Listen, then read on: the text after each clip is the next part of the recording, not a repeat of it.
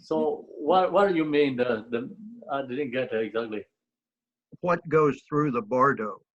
If something goes through the bardo forever and ever and ever, then it exists forever and ever and ever, and it confuses me.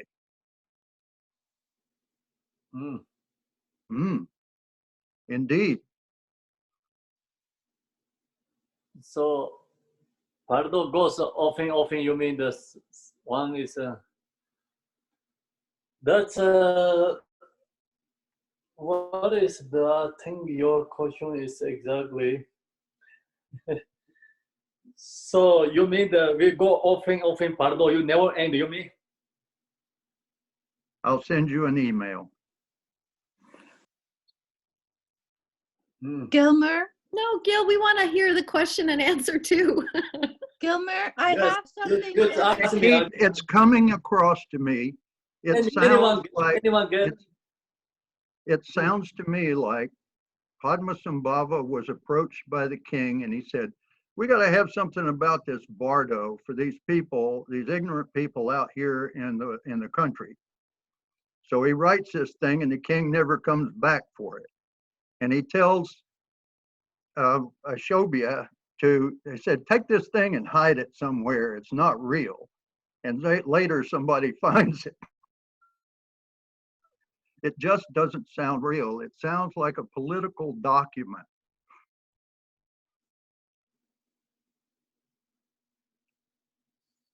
So, okay, so who got the main point, the answer?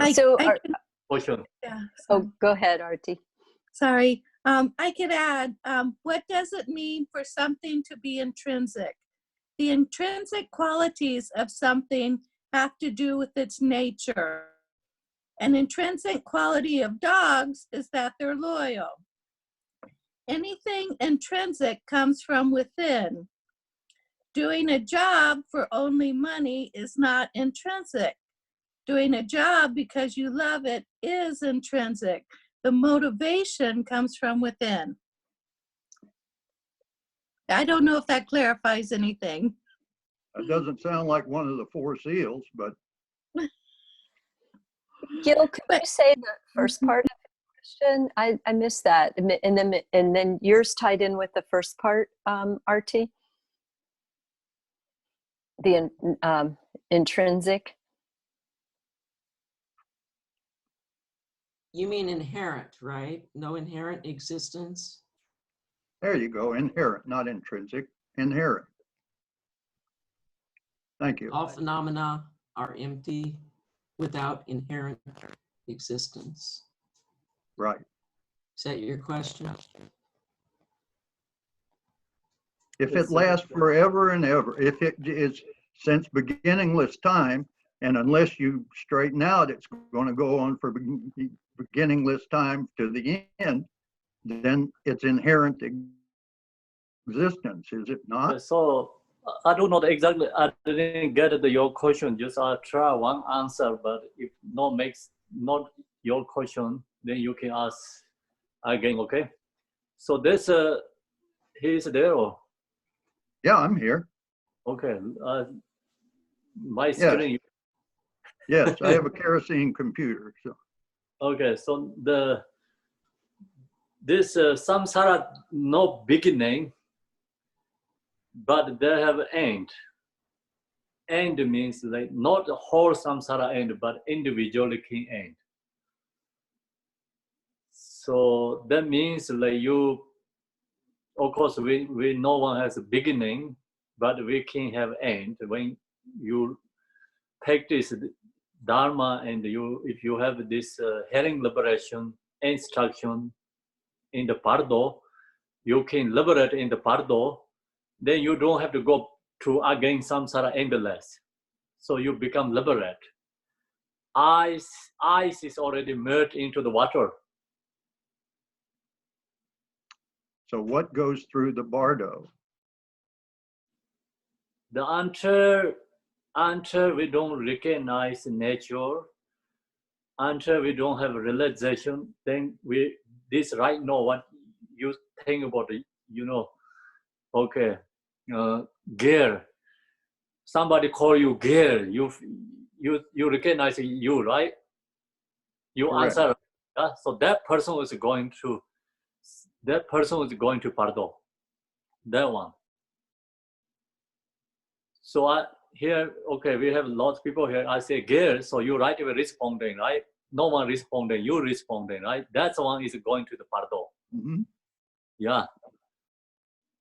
So that one can be aimed because one day, like I call gear, it's like gear is no exist. Then you don't have to respond. Long as you respond, you have to go to samsara. Pardon. That makes sense or no? That's your question? I'll let it Okay. go. Okay, let go. See, let go, no react. Okay, then you don't have to go to the pardon. That time, then no one going actually in the pardon if no one react. So now we get everyone. See, we have labels, we have different names, and I call you one person's name, and if I say something, then I can make upset easily. That means that is a self. So that means we have to go to the pardon. So long as we have the labeling, long as we have the react emotions, so then we don't have a choice. We have to go to the pardon. So then when you no react, you don't have emotions, and then I'm calling you, telling you something here, you just, or it's going, like it's emptiness, no reaction, transform to the emptiness, then we don't have go to the pardon. Okay, so that's enough or no?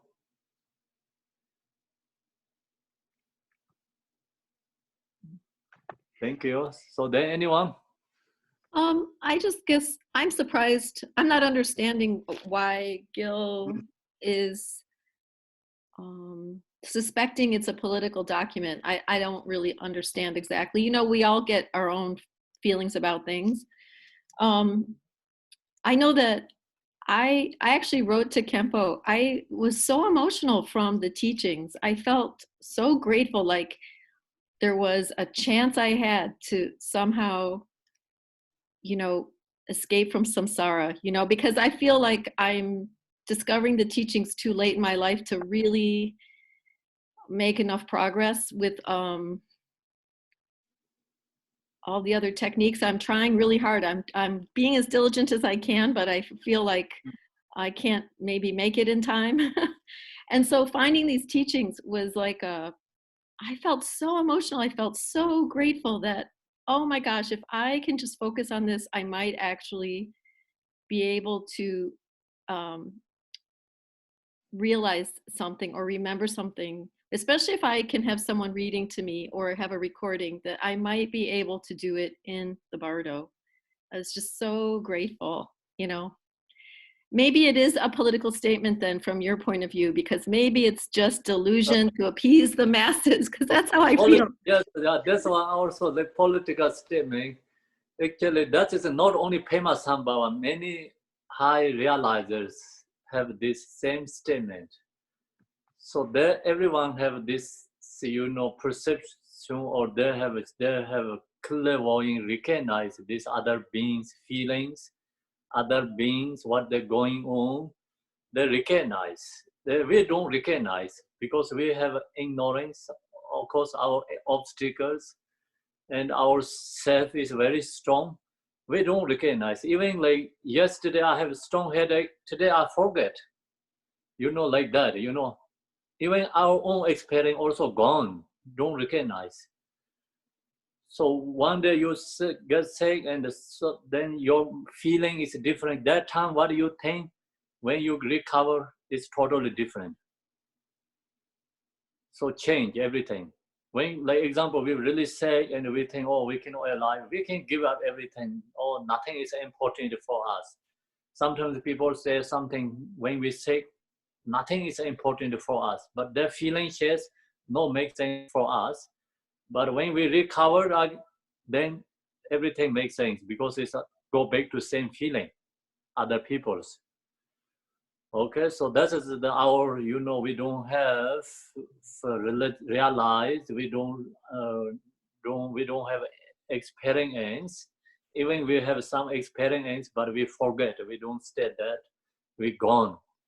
So these realizer beings have experience is other, each being this especially lower realms, Pardo beings experience, they can feel, they recognize, they see exactly what they need, what they have kind of feelings.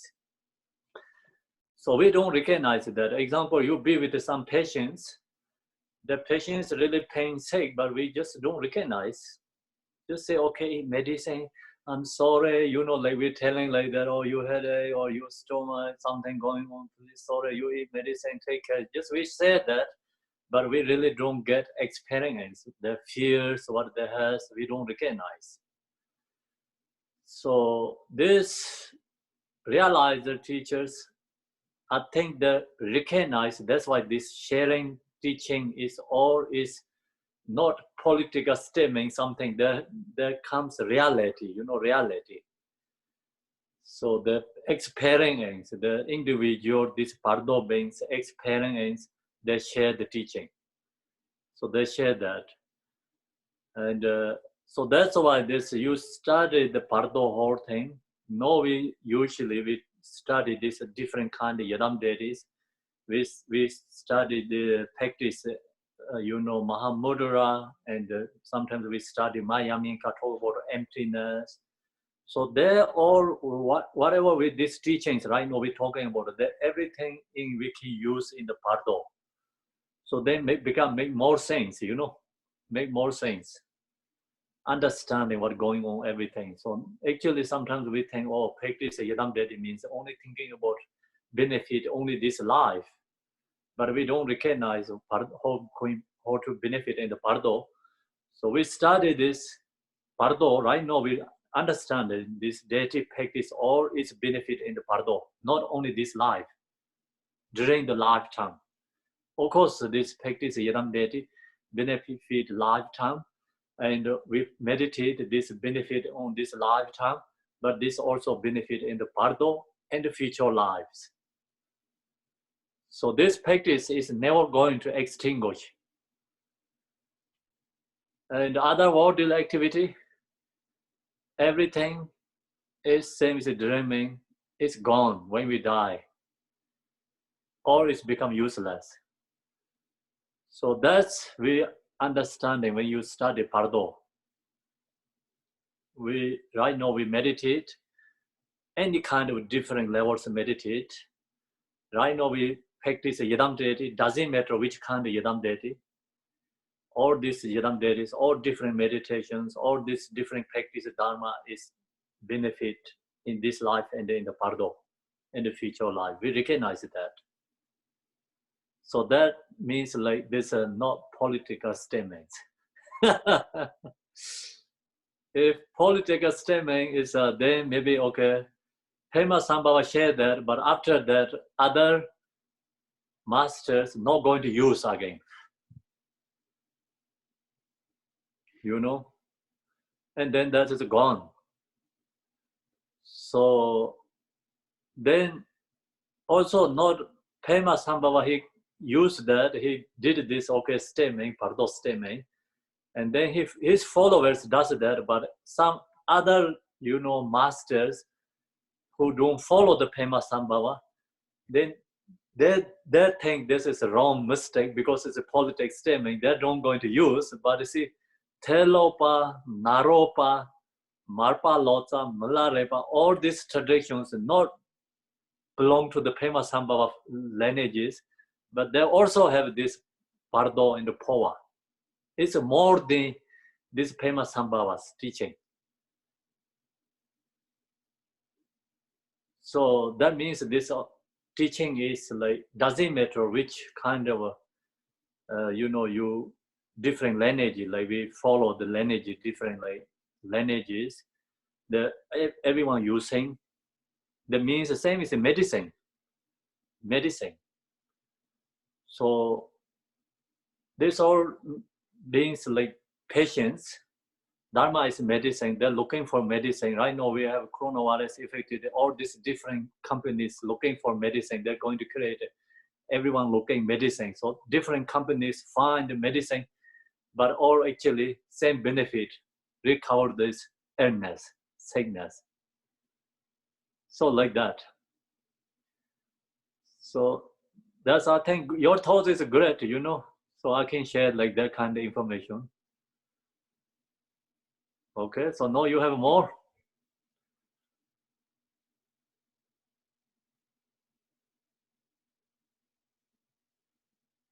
Okay, so anyone has a questions or no?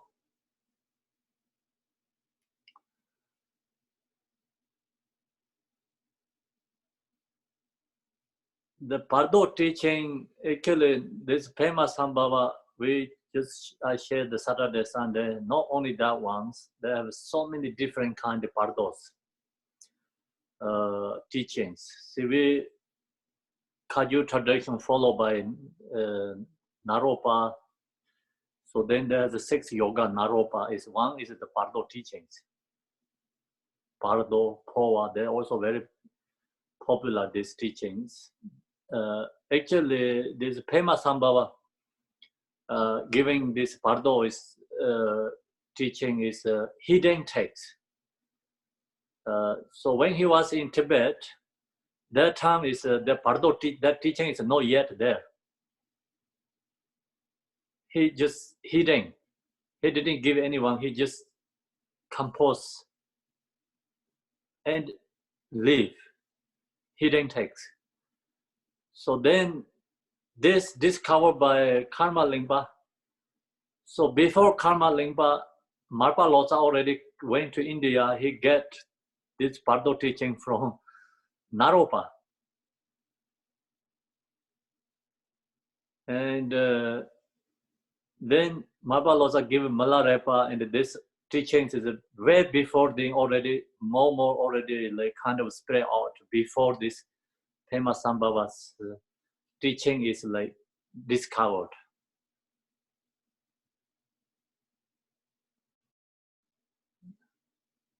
Okay, so that's the kind of difference, you know, like stories like follow the Pardo teaching. Actually, the main point is saying different words, but it's all is same meaning, same essence, same thing, no difference. Sometimes they talk about many different Pardos. Sometimes they just talk about reality, intermediate state. No, reality, intermediate state, birth. They talk about specific that Pardo. Sometimes they just talk about the 6 Pardo. Sometimes they talk about 8, 9 different Pardos. So the main point, Pardo means intermediate state and something between.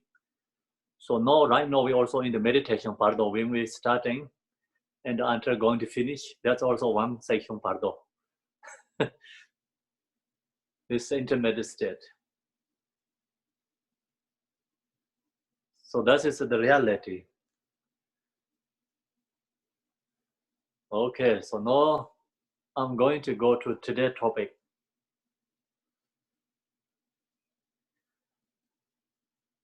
Today's topic is a 4 sugur.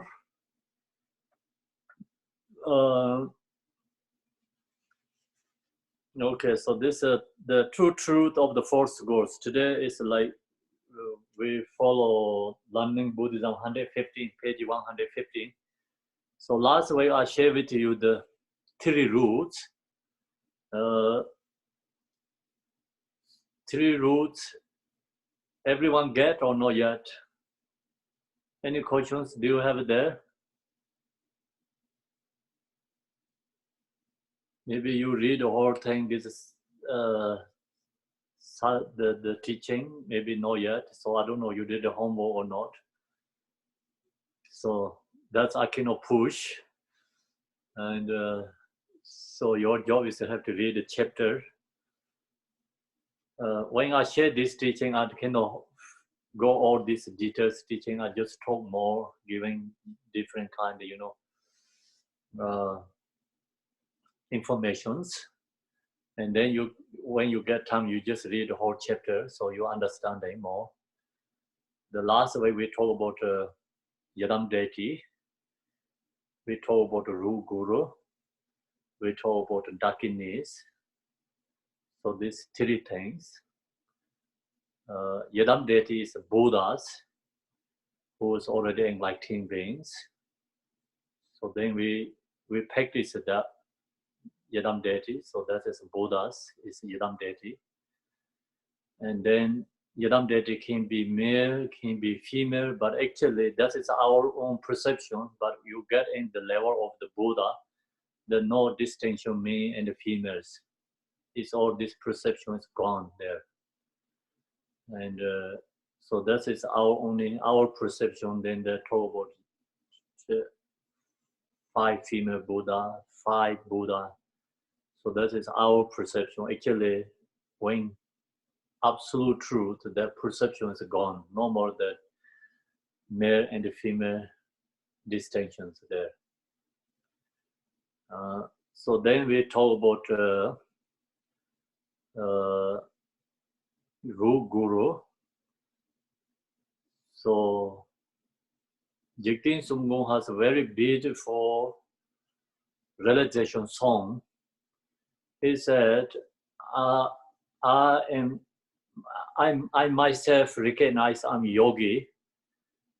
Reason is my Yadam deity, my Ru Guru, my nature mind, I realize inseparable. So that is really good. I think it's it's a realization song. The Yadam deity, Ru Guru, our nature mind is, and the relative truth separate. But when get absolute truth, is the same thing, become inseparable. So that's the reason we practice Yadam deity. If we cannot inseparable with the Yadam deity, our practice is useless. So Yadam deity's mind is the same as the ocean. Our mind is the same as the ice block. So this ice block is came into the ocean's water, same as ocean's water, become inseparable. So our mind right now is the same as ice block. That means because we have ice, actually ice nature is water, same as the ocean water, no difference, is water. But it's become ice. The reason is many conditions. The ice, nature is not ice, nature is water. But condition create ice. So which condition create ice? Emotions. So when the emotions gone, then our minds become Buddha's minds. The water, the ice is become water.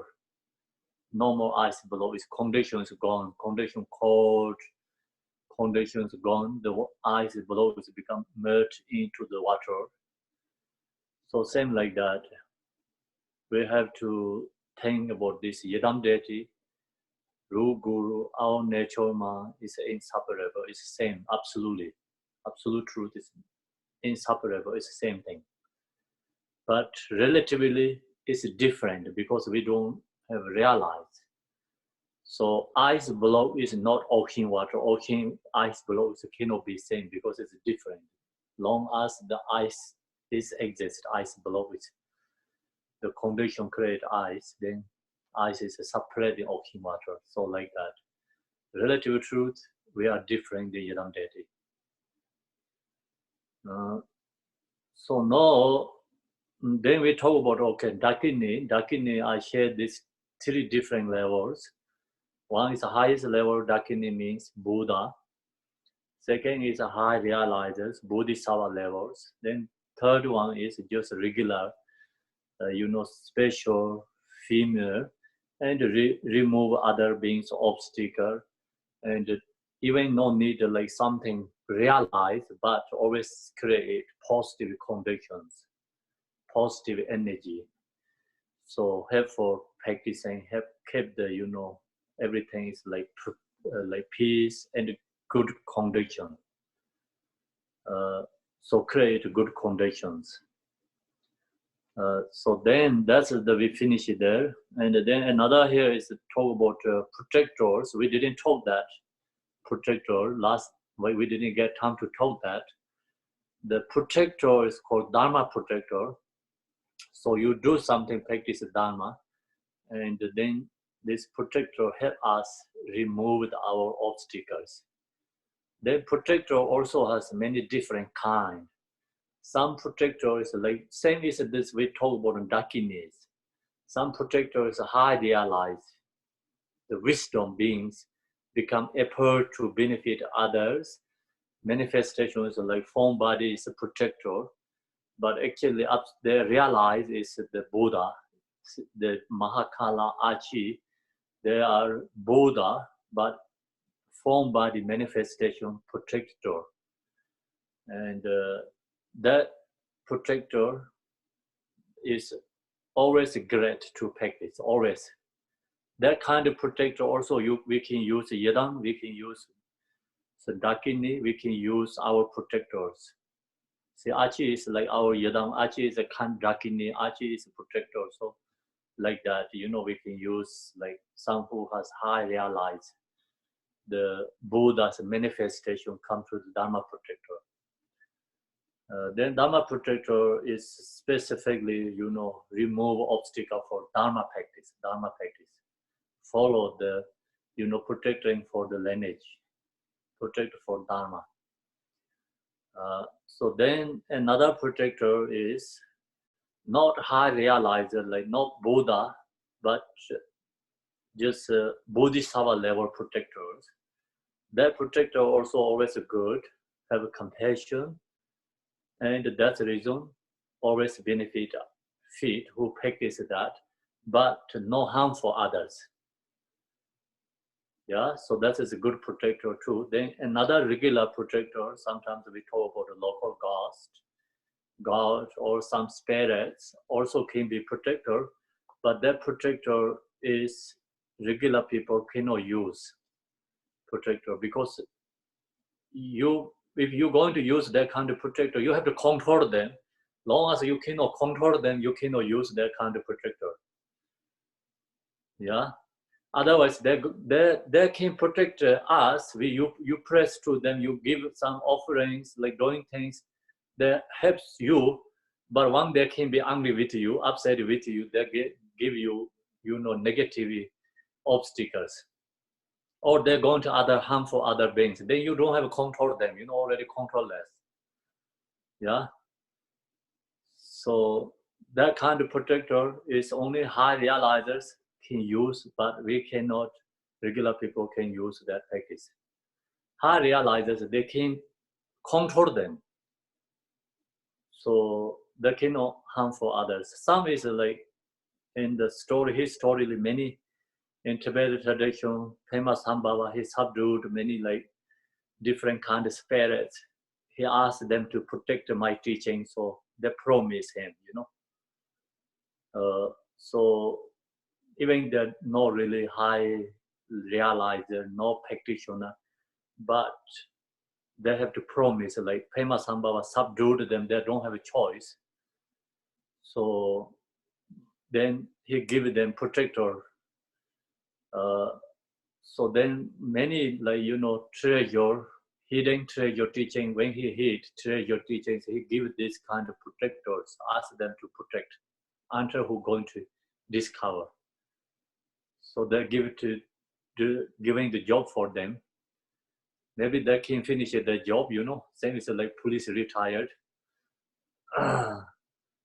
So even the protector, some is like after like discover the teaching, someone discover already teaching, Pema Sambhava give protector, the hidden texts, but then they protect the hidden texts until someone already discovered, then that yogi who discovered, they also can again subdue them, is protecting against this teaching, long as benefit others. So they're kind of different situations there. So some spirits is like used to, some realizers use but then realize it's gone, but that they go back to harm for other beings. Like that also many, the historically laws like that too. So that's why we always practicing protector is mostly is Buddha's manifestations. Then that's Buddha's manifestation. Protectors never harm for other beings. Even like we used to say, I wanted to winner, I wanted to lose someone.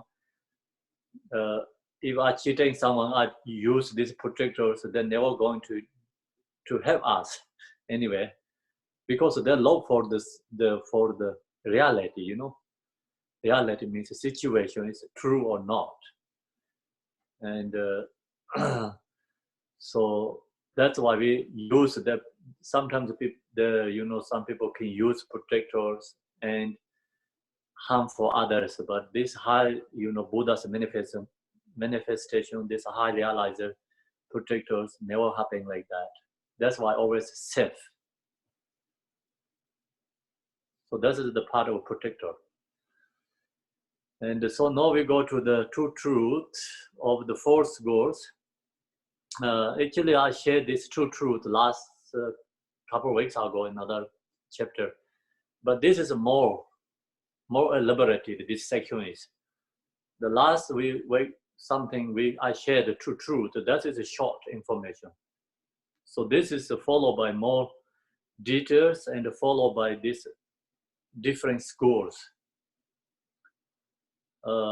So actually here is lots like sometimes this philosophical different schools arguing each other, but actually we need this everything, then we understanding more clearly. Actually this different schools, if first these two schools like Vibhashika, Sattandrika, without this, we always have this doubt. We always have this kind of thought. So then, if without these two, then we always stuck these thoughts. Yeah. So then these two say, okay, this is correct. Then another level, high level, this high level school comes. They say, okay, this is not truth. Then they give more information. So they're debating each other, make clear up everything. Sometimes these philosophers actually not exactly they say my way is a hard way. They're not always like what they say is like truth. They try to make clear up. If I argue somebody, then arguing someone knows something very great, high. I want to know high level something. I wanted to know that other people, even I know, but I wanted to have for other beings know high level something more deeper. So then I say, okay, this is correct. This is the truth. Then I arguing someone. So then that person, okay, then he give answers, debating. So I give more debating, arguing. So then that debating, arguing, then this makes clear up again. Understanding more clear, more deeper. So that's why this happening for us, these philosophers. Sometimes actually that not that view. I know this cup is not exist. I say this cup is exist. Example, no, I'm not going to tell you this cup is exist. Something like, okay, philosophy here, some really no emptiness. I wanted to debate with them because I want to know more clear. I say, oh, this cup is exist. Then that person say, oh, no exist. Then I want to know this all information. So I'm debating much ever I can try to prove when this cup is exist. So why? Because I want to know more deeper level. That's why I'm debating with others. Then that person give more information. If I don't debate, this cup is I know no exist, but then I just live like that. Then another people comes that think this cup exists. They hoping we have them, you know. So I want to help for other people recognize this cup is no exist. Not only I know this cup is no exist.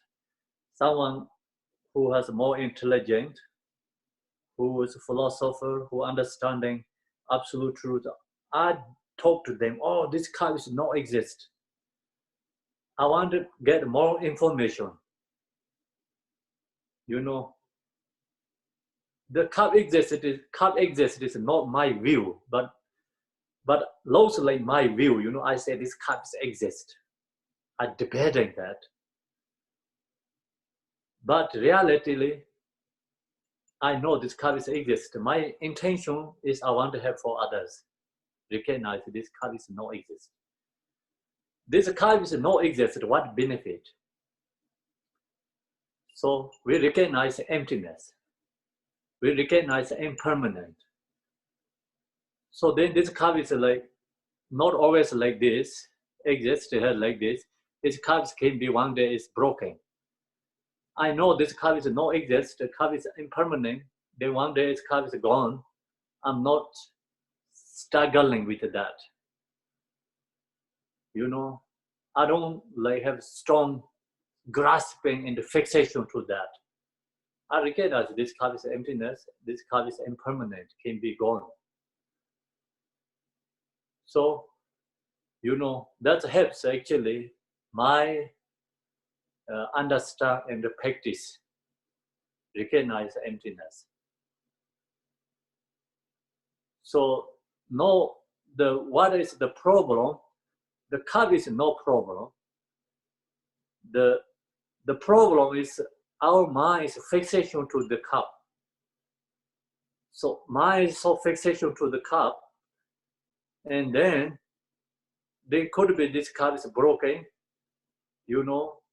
Okay, so then I'm so can be upset, disappointed, because I don't recognize this cup is impermanent, right? That's why. So if I know this cup is impermanent, is broken, gone, I don't get any problems. That's helps in this life, right? It helps in this life. I can use this cup, but I don't strongly attach to that cup. Then even the cup is gone, lost, someone stolen, whatever comes situations, I'm don't struggling that. That helps in this life benefit.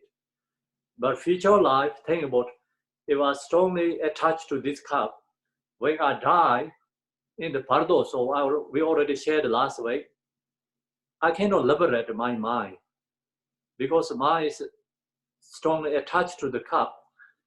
Then my mind is come back to reborn to maybe, you know, there's something in the cup, you know, all come back to in samsara mind, cannot liberate because due to the desire and attachment. So that's the reason right now we sharing the teaching is this cup is not exist. This cup is impermanent. This cup is emptiness. Recognize that. Then, okay, whatever this cup someone stolen, gone, I don't upset. That helps in this life. Future life, of course, when I die, I know this cup I cannot take with me. So I recognize that. I don't attach to that. I recognize cup is emptiness.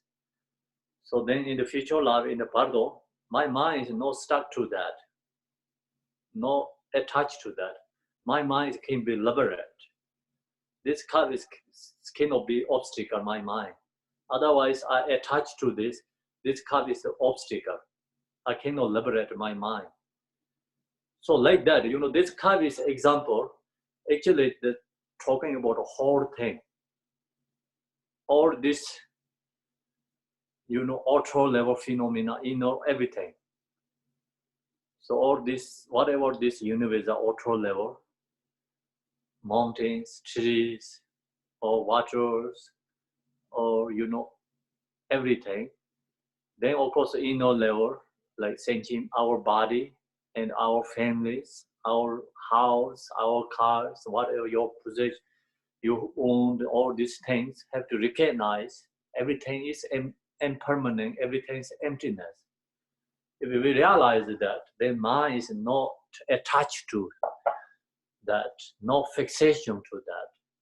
You can have your family, you can have your house, you can have whatever you have, but mind is not strongly fixation to that. Then you have less attachment, less grasping, then your mind is more flexible, your mind is more independent. So our mind has a strong fixation to object, then our mind didn't have independent. Our mind is no freedom because fixation, this grasping, strong grasping fixation, then have arise emotion, this control the mind. Our mind is controlled. So our mind is no freedom. So no, this teaching really helpful, they talk about different kind of ways like relative truth, absolute truth. Then this use logic, we recognize this, everything is not exist. So minds become like not stuck with this object, become minds be free from this, object. Mind is free from object, we get permanent freedom. So no, whatever we say, freedom, we're only talking about temporary freedom. That's why no one has permanent freedom. Temporary freedom is okay, we can share Dharma, we can talk right now, we can see each other, we can talk here, discussion together. So that is our right now, is freedom. Yeah, so that is a temporary freedom. Think about some other countries, like you cannot share Dharma, so you cannot have people gathering together, not during the coronavirus affected, just generally cannot gathering people to share the Dharma teachings. So that is like we say, okay, no freedom. So now we have freedom. So we recognize we have freedom, but our freedom is very temporary freedom. So why we don't have permanent freedom? Because our mind is stuck with emotions. So that's why we don't have a permanent freedom. No one have freedom. We only have temporary freedoms. Temporary freedoms just can be lost easily. Yeah. So what this practice, teaching, study, investigate, meditate, we actually get permanent freedom. Everyone wants freedom, right? We wanted freedom, is like we're really looking for permanent freedom.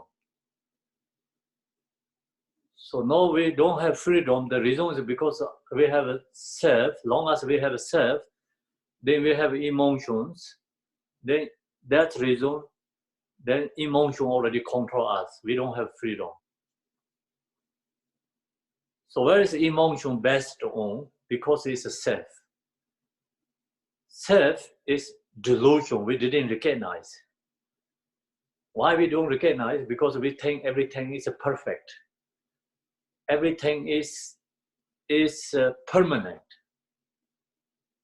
Everything exists. So no, this teaching say, oh no, this is not exist. This is not permanent.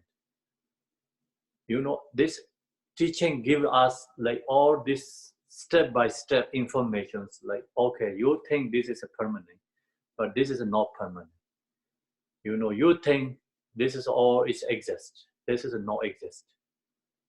So that all this teaching give like everything is right now, we stuck with all this phenomena is like we think is exist permanent.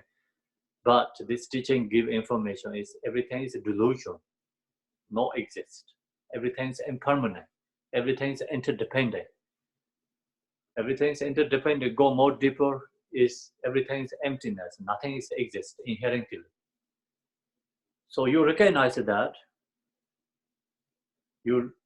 that don't go, everything go away, still your eye can see this, all this phenomena. Your eye can see your relative, your eye can see your country, your eye can see your home, your car, everything. But, you recognize this, whatever we're seeing, whatever be with us, right now we're doing things, be with us, is everything is we recognize temporary and permanent. If you recognize that, then less emotion arise. The less emotion arise, less suffering. Then you actually really joy with these temporary things. Then you really can use these temporary things, like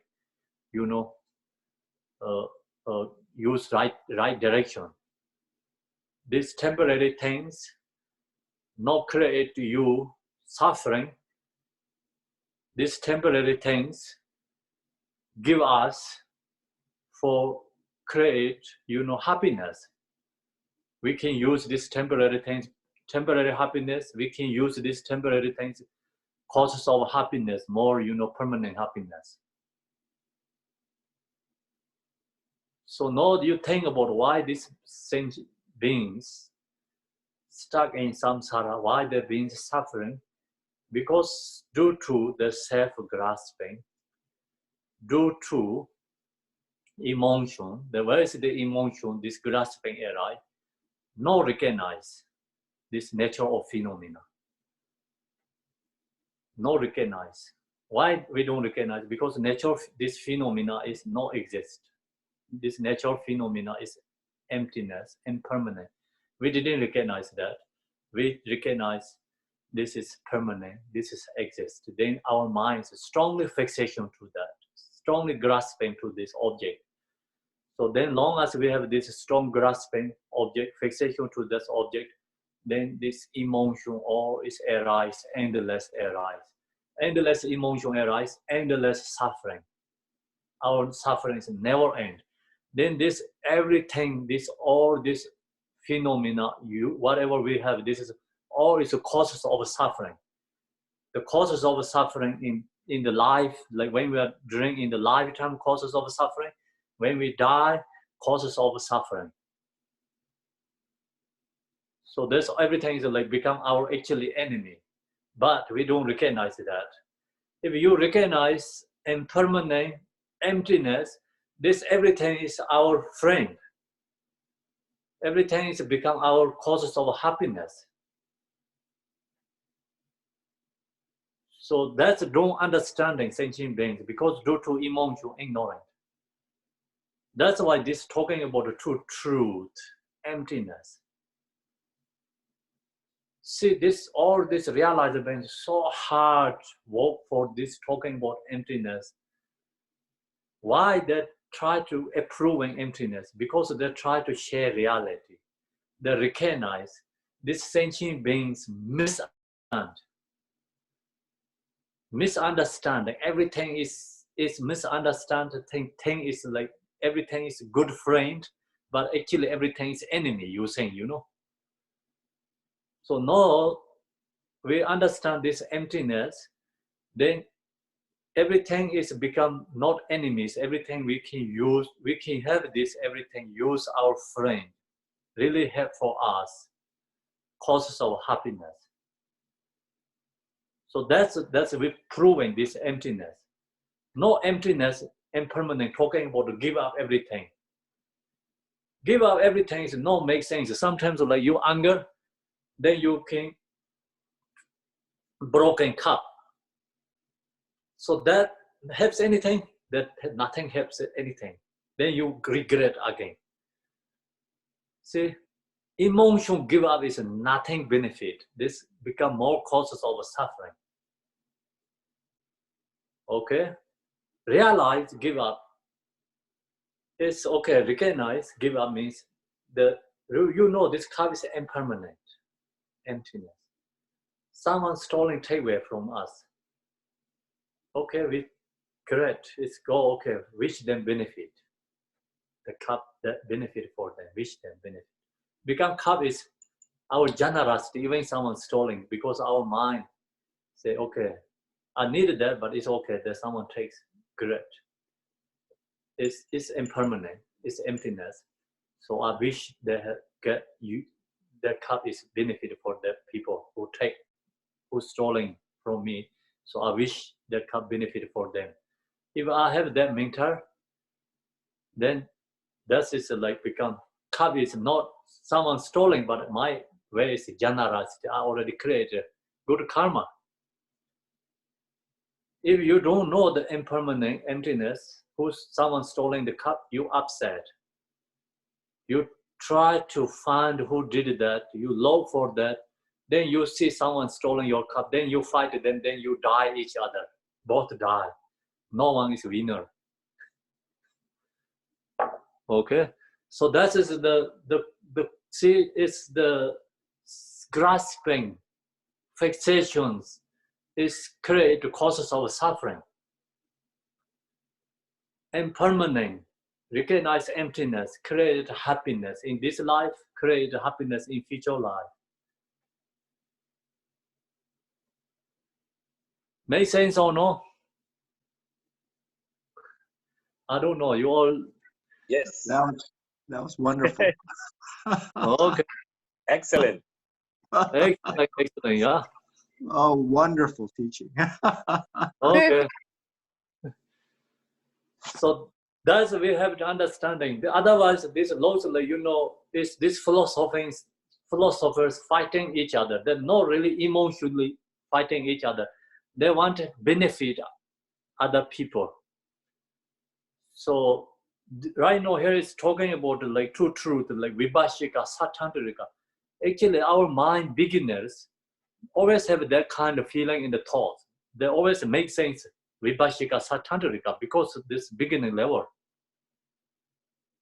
So then you really investigate the logic. Slowly, you recognize that says, okay, is there okay, but they didn't say correctly.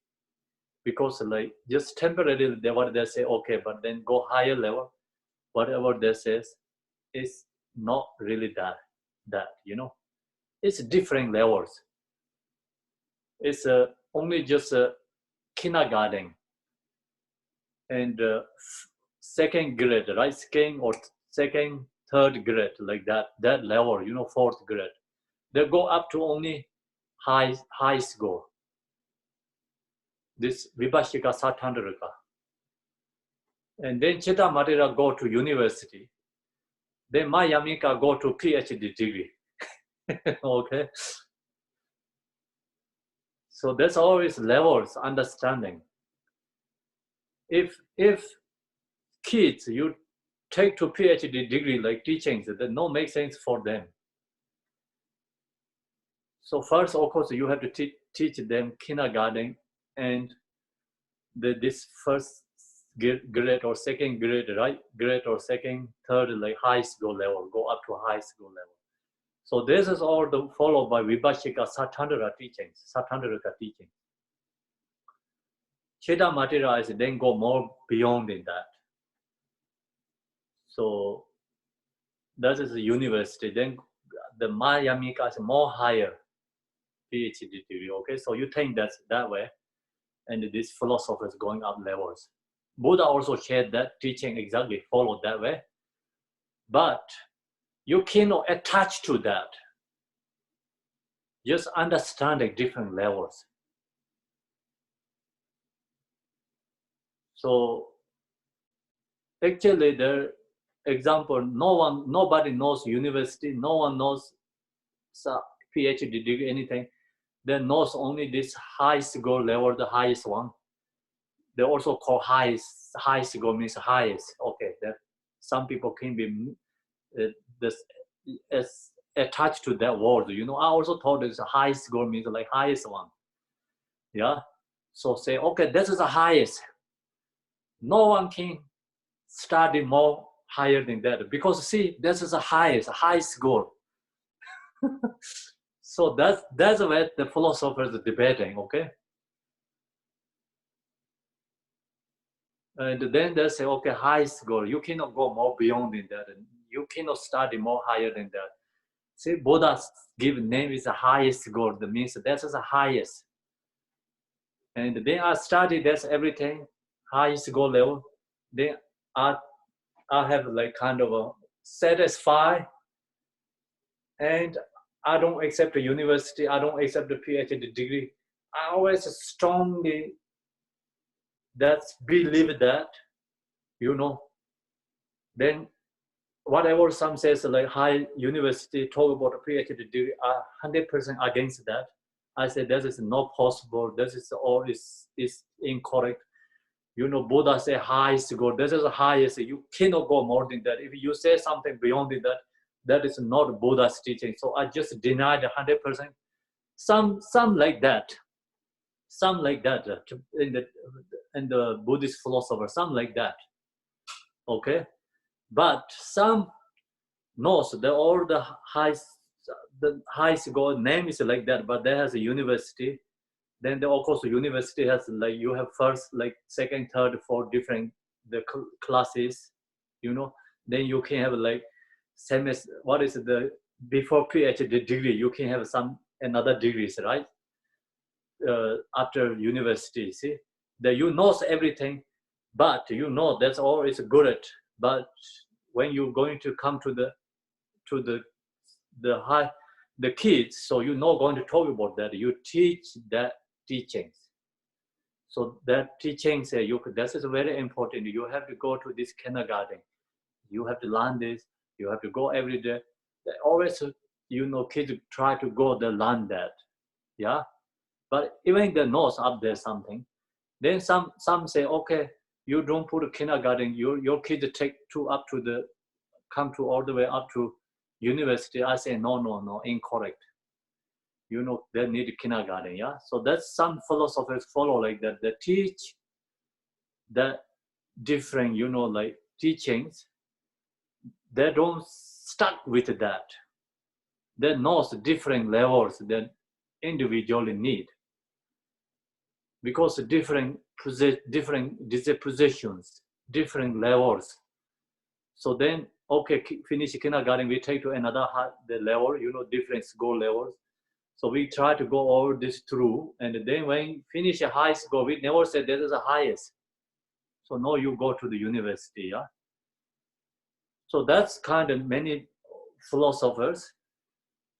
Someone who say, okay, this no need kindergarten, no need this the high school different, you know, class. I say really necessary. We need this. Without this, you cannot get any, you know, high degrees, or you cannot get any job. So you have to stay this teaching.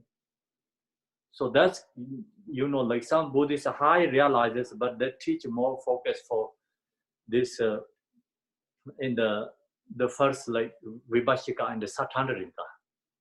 But who teach that Vibhashika Sattandrika, that means they are not exactly actually the follow that, the views that.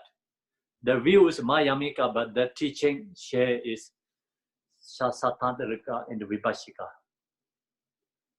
Okay, so then of course some philosophers, they say, oh, this is like kindergarten, this is a high school. I only teach university. My view is university, high PhD degree. Some also like that too. There's so many different kind of philosophers. But just you have to understand what they're going on there, you know. The most important is we no hatred to the Vibhashika Sattandrika, we no attached to them. So we have to understanding what these levels. They all actually help for us. This give us for education. Because our minds can be kindergarten, our minds can be high school level education, our minds can be PhD degree level, you know, always like go back and forth. We know our minds always fighting with our emotions and the thoughts. So that means like our minds like sometimes a very high level going up, sometimes a really low, stuck in the ground. Sometimes our minds go all the way in the sky, you know. So that's the reason we have to know these teachings, different levels. This help for us for practice. If you know, understanding this teaching, you know this teaching, and then see, as we have this in the supplication to Tara, the philosophical, so many different kind. We are, if we stuck there, then is if we stuck there, then we get obstacles. That's why we supplication to Tara, not stuck with this different philosophies, something views. So that means like if we don't want to start, we need study this Buddhist philosophy, understanding, and get wisdom. So the when we get wisdom, that is absolute truth, the Tara, wisdom Tara.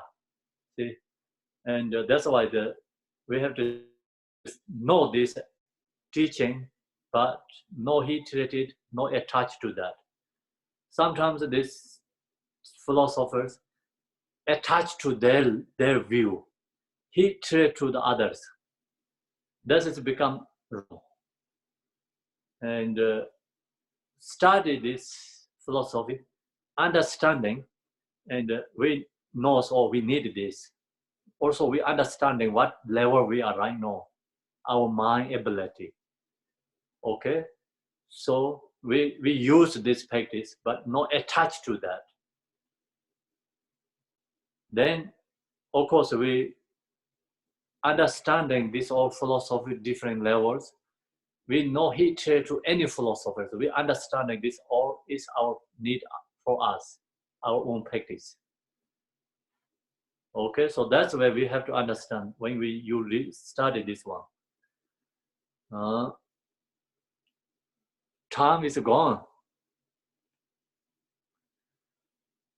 So, okay, here is the true truth. This is because it is actually quite difficult to understand the Dharma of the true truth.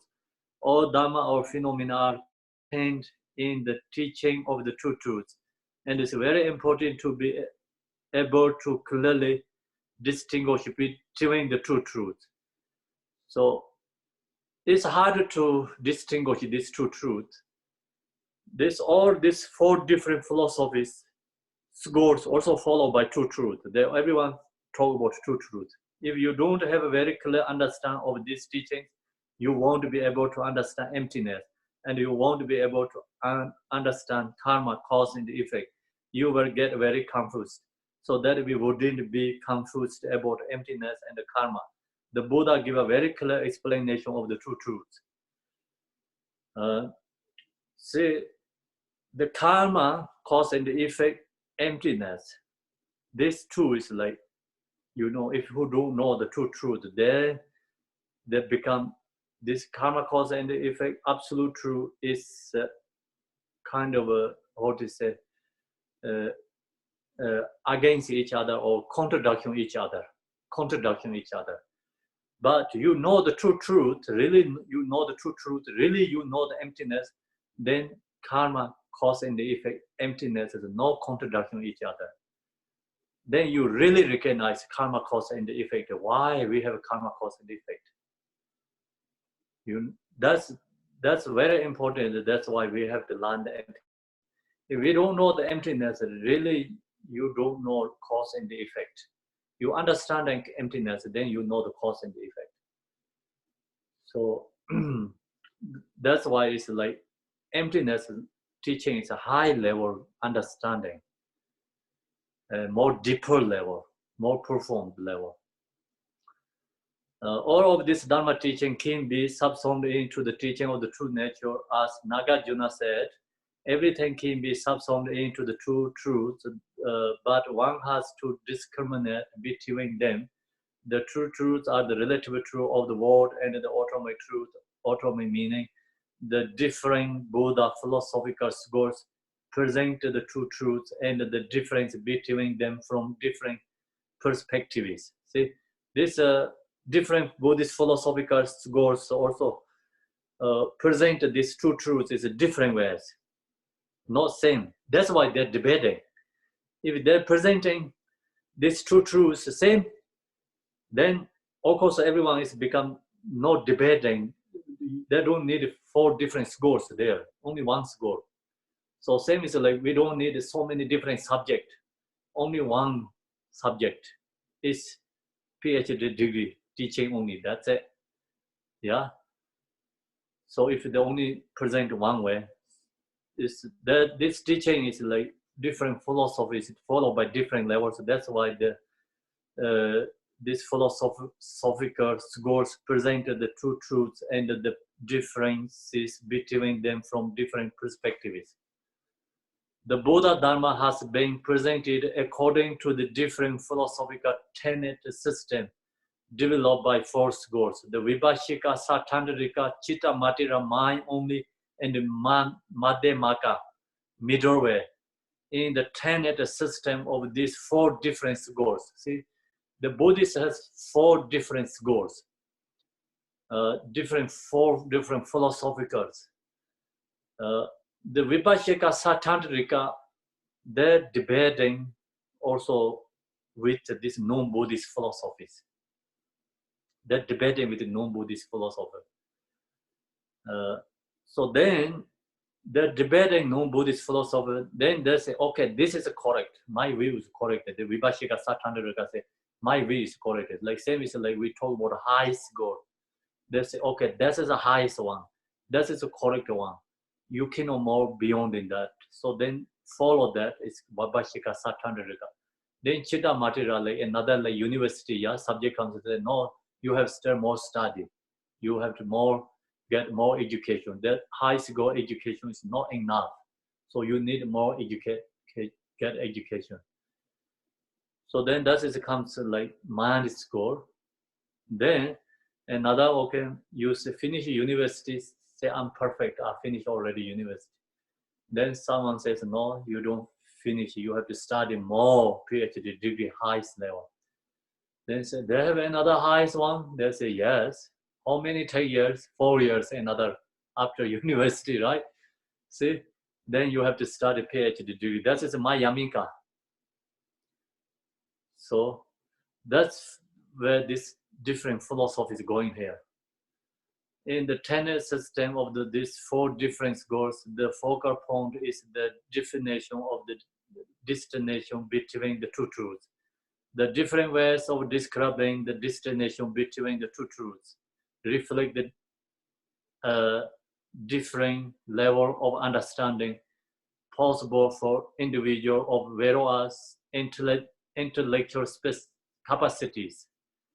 Some individuals have lesser faculties, some have a middle level faculties, and still others have very sharp faculties and are particularly intelligent. And each of the 4 schools develop and presents its own perspective according to a level of wisdom and understanding that correlates with one of the capacity for understanding. This is similar to the way the Dharma is divided into 3 turning of the wheel. That each turning of the wheel corresponds to a different level of intellectual capacity. So that's all followed by different levels. So main point I already shared, so you will understand very easily what I'm talking about. The different God's teachings on the relative and atomic truths vary in the detail according to the level of understanding they are oriented to, but they all address the same general issues and questions. The relative truth in general concerns the temporary situation, everything that arises as our temporary experience. Each as or relative phenomena is the relative truth. On the other hand, the atomic truth is concerned with the atomic meaning, that which is changeless. Exactly how these 2 truths are interpreted various. At the same time, same simple level, individual in the workers of hearers and solitary realizer generally follow the Vibhashika philosophical tenet system. in which the relative truth is everything that occurs and exists in a relative sense or cause phenomena or compound phenomena that manifest as outer reality. Everything that is matter, everything is that compress of atomic particle and so forth, and everything that we generally see and experience as outer phenomena during our waking reality is considered relatively true by the Vibhashika school. So Vibhashika school, Satandara school is very similar. These two is very similar, but of course there's many subtle level. They're also debating each other. Many things inside their difference. The lots of different details too. So this teachings is more in the Abhidhamma and in the Vinayana teachings. They talk about this Vibhashika and the Satandarika. Vinayana teaching is more followed by conduct, and Abhidhamma has two sections: Mahayana Abhidhamma and Hinayana Abhidhamma. So Hinayana Abhidhamma is talk about view, and Vibhashika Satandarika view is shared in the Abhidhamma teaching. Then this conduct is shared in the Vinayana teachings. So in the Tibetan monasteries, actually based on these two. Actually, we say Tibetan Buddhism is Vajrayana, but in the monastery, roles follow conduct, or is followed by these two schools. So this I shared with you the last week, the talk about Dakinis. Then Dakini, and the practicing also Dakas, like the individual. That's all individual level where to practicing different method. But mostly Tibetan, this monastery is followed by Vinayana. And that's why I see Daka and Dakini high level realizes also they cannot stay in the monasteries. They don't follow the realization, they follow the conduct. The conduct is you can see, you can follow that, but the realization part is you cannot follow that because you don't know what they has. It's or it's like beyond the regular people's thoughts, perceptions. So that's the reason in Tibetan monastery, lots that does mistakes too, because they give a punish for the yoginis, and they of course they fire from the monastery, and many like stories like that. Not only Tibet and India also too. So our thing about Nalanda University, and then Telopa, Naropa, both actually first the scholar and the monastery teacher, but then they're followed by the yogi way. And then they cannot stay in the monastery, they have to give up. And when Naropa, that's also give up from the Nalanda University, he become his yogi way path. And so he look, also that way is like special method they has to get enlightenment fast. And if you follow that, you cannot be within the monastery, there are other people. So that's why also Naropa gave up from University Nalanda, he went to yogi path. And then the yogi path is more different path. Of course, there's more essence, special teachings. You can enlightenment, and also you can benefit more other beings. But temporary looking way is not great. But then long goal is more different. So they all follow different ways. I shared with you last week And Khenpo Jimmy Pinzo, he also can be follow yogi way, or he can be stay with taking care of this monastery. And he just think is he want to take care of the monastery way. He stay in the monastery. He give up the yogi way. So they chose different ways, but you know, then you follow different ways, you can benefit different ways.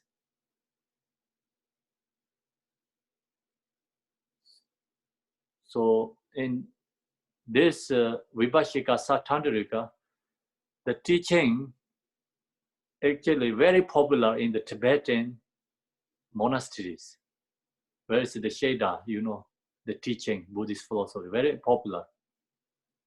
That share lots these teachings. But Tibetan Buddhism, auto level people think Vajrayana, you know, is something different than all this Sri Lanka, Thailand, other country, this Thelawadi tradition, very strong countries. They think Tibetan Buddhism is totally different from them, but actually not. The Tibetan, they have different, you know, different kind of teachings, and monastery follow is more is a Thelawadi tradition. And then of course they have something different monastery. Also sometimes the yogis, practitioners live together, they're just different. But there, you know, it's different. But in the pure monastery, we call pure monastery, Sheda, then it's more followed by this Vibhashika Sattandrika, Thelawadi teachings, more strong.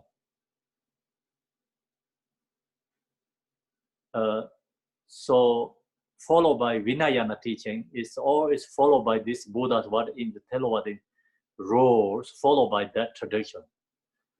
Then individually, of course, you can practice different Yadam data, you can have different ways practice individually, you know, you can use different practice. Then in the Sheda, or of course, this we share Sattandrika Vibhashika teaching, and then Chitta Matira Mayamika, this all we share these teachings.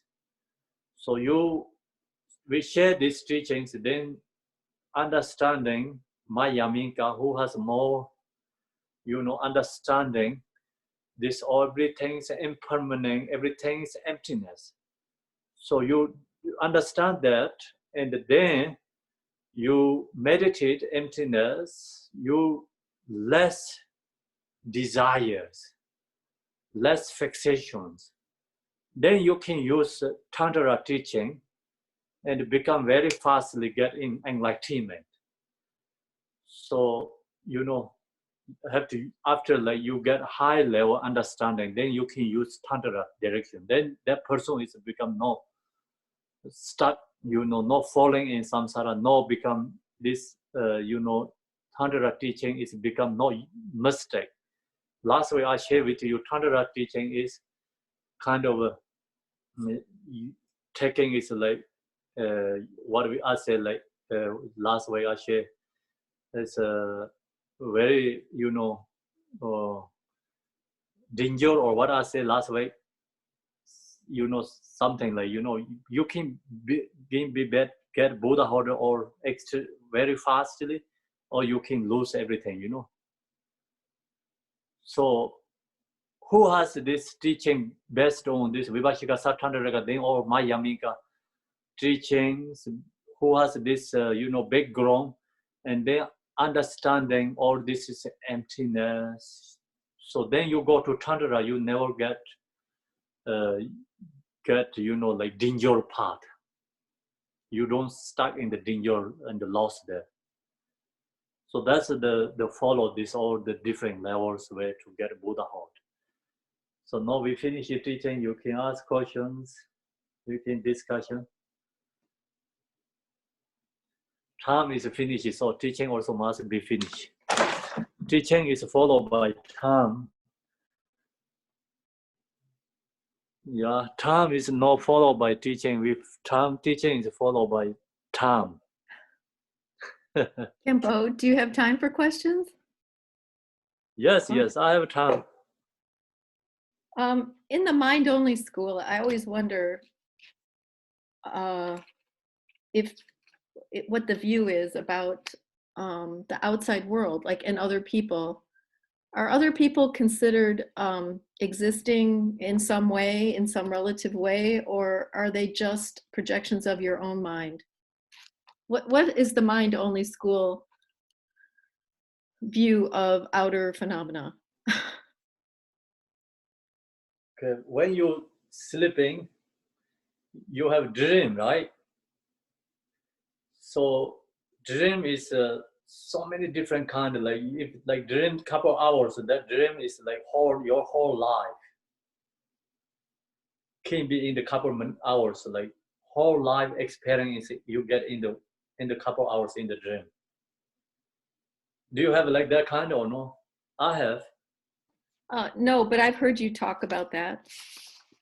Yeah, example, you go sleep for sleep and you can went to other country, you can do so many things. So like you can become maybe childhood or grow up right now, or you went to universities, or you going on so many things with your friends, families, like jobs, everything in the dream. So many things like within like maybe 1 hour. So can you do that in within 1 hour everything? No, right? Not possible. So in the dream you have everything. So where that come from? The dream is like really exist in the auto level phenomena? No, right? It's all it's mind projected. So like that, everything come from mind. If you the Chitta Madhira said, if you recognize, same is dreaming. This all is your mind projected. But right now we don't recognize that. We don't have that level, realized. Are other people considered your mind projection, or are they sovereign of themselves?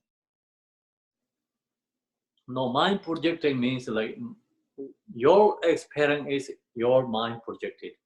The individual level, they projected their own mind. So you sleep, I sleep, everyone we are here is go sleep, for sleep. We all has different dreams. So when wake up, we all has different dreams. That is not my dreams, not your dream. Your dreams, not my dream, right? But your mind projected your dream. My mind projected my dream. So when I wake up, my dream is dead. You wake up, your dream is dead. So like that, you recognize that everything's in your mind. Not only just intellectually understand everything's in your mind. Realizingly, everything's in your mind projected. Then this auto level phenomena is never going to distract you anything. No distraction. And nothing going to make you cause of suffering. So if you recognize that you have ability, everything is you have power.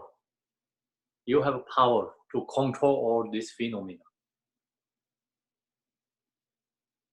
That means that your mind is your power control, then you control all these phenomena. Yeah. So that is then become you recognize everything is mind.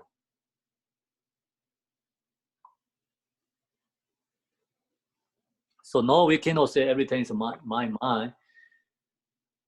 It's follow the teaching, of course we follow the teaching, everything's mine.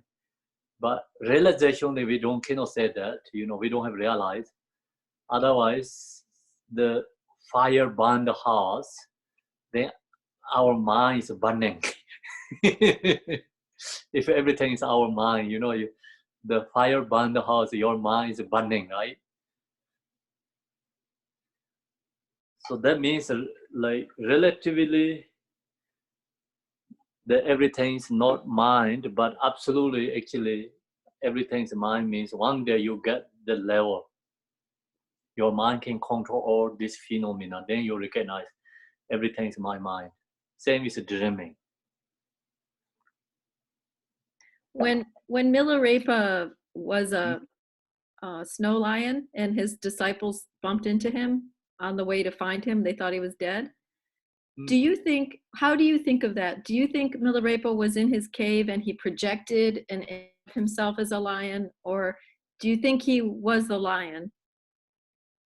So where is that? I didn't see that story. Oh, I didn't see it. it's the No. one where he's like, there's a big snowstorm and his disciples thought he must have starved to death because they couldn't bring him any food. And on the way to find him months later, they saw a snow lion on the way, and then he knew they were coming because he was the snow lion. The story's like that. I remember he stuck in the snow somewhere, and I don't remember if he become sure the snow lion he formed. But that means, like say, Milarepa, he can get snow lion in his body, he can change other ways. That means like he has power his mind. He already control his mind. He can be snow lion, he can be anything. So that means it's everything's mind. He could make food, couldn't he? Of course he can make food. He did food. That's why he not died there. 3 months no food, he not dead because he make himself food. He don't have make food like same as us. So we have to make food, like we need this food, we need the fire, cooking, all these stuff things. So that's why we are struggling in samsara. Some realize that beings are not struggling in samsara, they don't need this.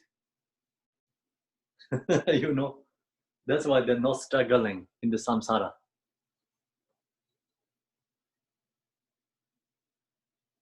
We are struggling in samsara because we have in 5 feet or 6 feet body. So due to this, like endless, we have to create suffering ourselves in the samsara. For this reason, you know, 5 feet, your body, or 5 or 6, maybe 3 feet, you know, our body. So due to this, we are endless suffering in samsara. But yogis, this 5 feet or 6 feet, use this is for create incredible happiness. They create this mandala. They create this is the Buddha's body, you know. So we create this, use this, we create endless suffering. See, this is different, right?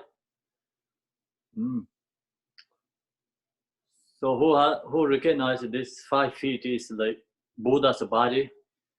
Who recognize this is a mandala? Then they don't struggling with the same as us to cooking, get food, you know, go to everyday job, create job and work like tirelessly, come back and need a house, need a clothes, need a car, need food, so need showers. So this all is for who? Because it's for this body.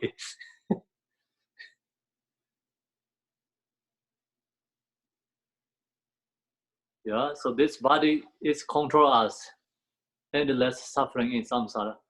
But who control the mind means who recognize everything's mind, who has that realize, then this body that can no more create the suffering. Then this body is used for the create for positive happiness, causes of happiness.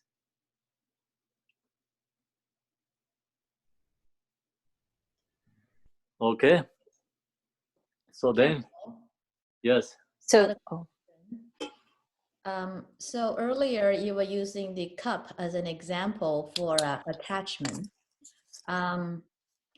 I mean, it's easy to use a cup or, piece of clothing and, say, we have attachment to this and therefore, it causes suffering.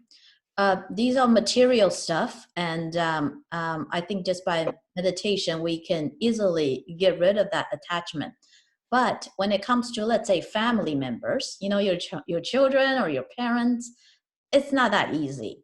So what exactly are the steps to meditate to get to the point that you're not so attached to your family? And honestly, to be not attached to your family, is that really a good thing? You can love your family, you can take care of your family, but not attachment, like emotionally taking care of family.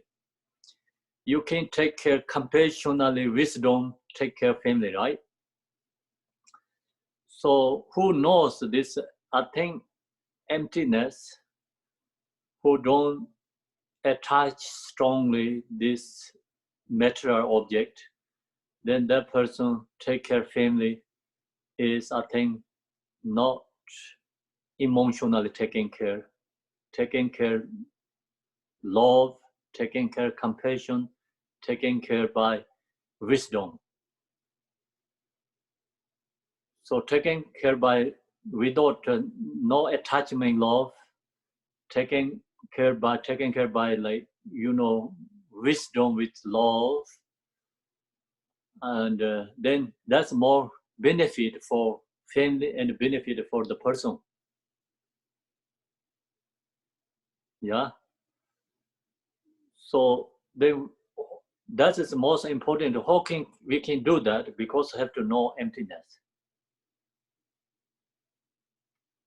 Then how do we have to know emptiness? Have to know impermanent. Then we have to learn these four schools, and then the different levels go deeper emptiness. This high philosophy means go more deeper emptiness, and so then you know this everything's interdependent, everything's emptiness. So you don't have to give up. Of course, you can have your car, your house, whatever you have, material things for your family. You don't have to give up. But wisdom, compassionately, you can recognize what they need, use that, not attached to desire, emotionally using these things. Wisdom, compassion, you can use your things.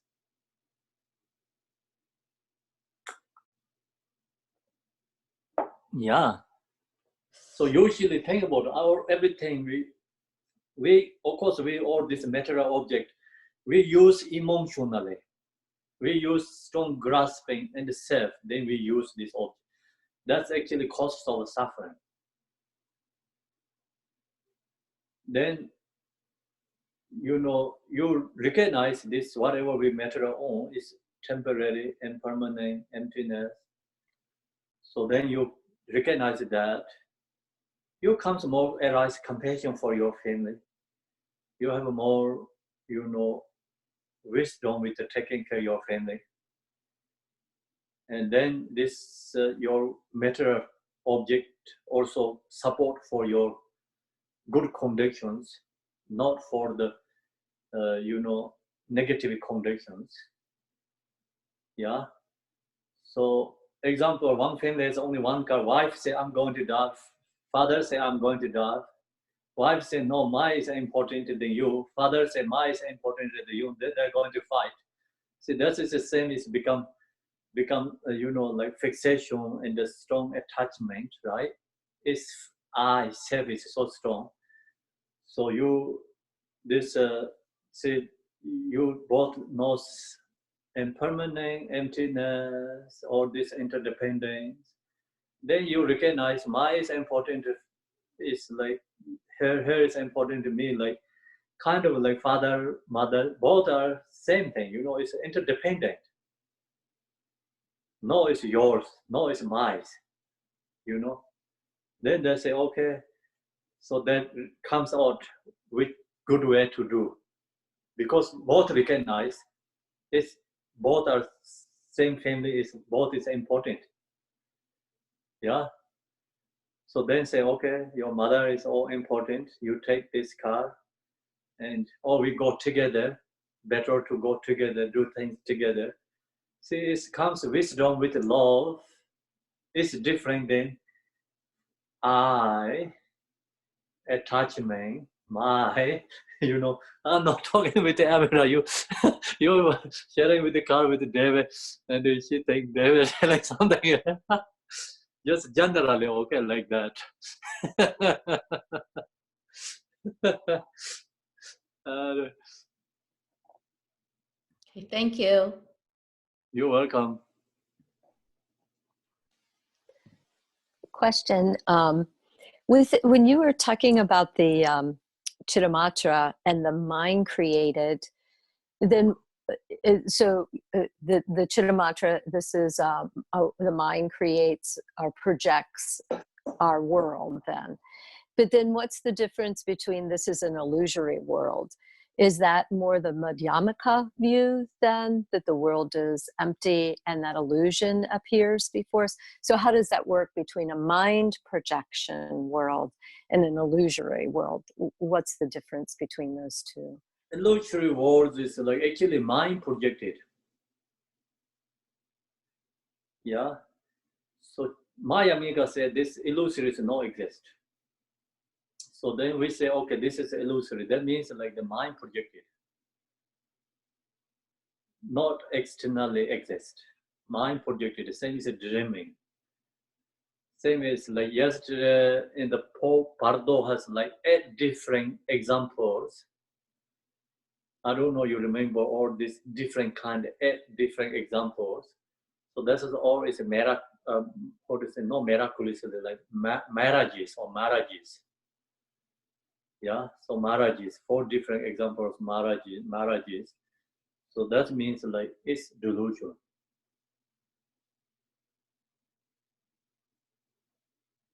And that delusion is mind projected.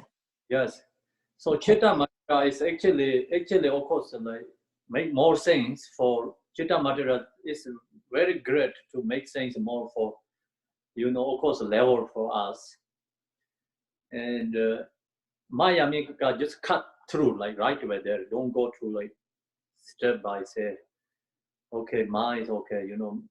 Kind of just we have called what they call sometimes academic. Like something different class check that don't follow like one by one way. So like that way, Maya Mika just jump all the way up there. Say no more. They talk about 100% reality, absolute truth. So that is Maya Mika, but Maya Mika also have 2 different levels. I don't know how to say this English using words. The one is followed by Chittamatra level, step by step. One is just all the way jump up there, and so the who is like become jump to all the way up first highest level. So that is called highest view, highest point. You don't have to follow like step by step that whatever you step and that or it's just nothing is exist.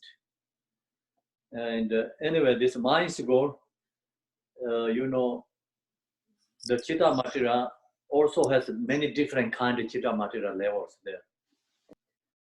The Chittamatra, philosophic Chittamatra, and followed by Buddha's teaching Chittamatra, 2 different Chittamatras. Philosophical Chittamatras, like just I share with you, the highest goal, okay, cannot more than beyond in that, like that. Philosophical Chittamatras, this asset, no one has more than that. That is the highest teaching. You cannot beyond in that. Then who follow the Buddha's teaching, Chittamatra, they follow the Buddha's teaching, they accept all this Buddha's teaching, Chittamatra's teaching, but then they go step up in the Maya Mika. So who is the philosophical Chittamatra is temporarily they're okay, but they don't go more deeper level, then they're struggling. kind of we can see they're incorrect right away. What they says is incorrect.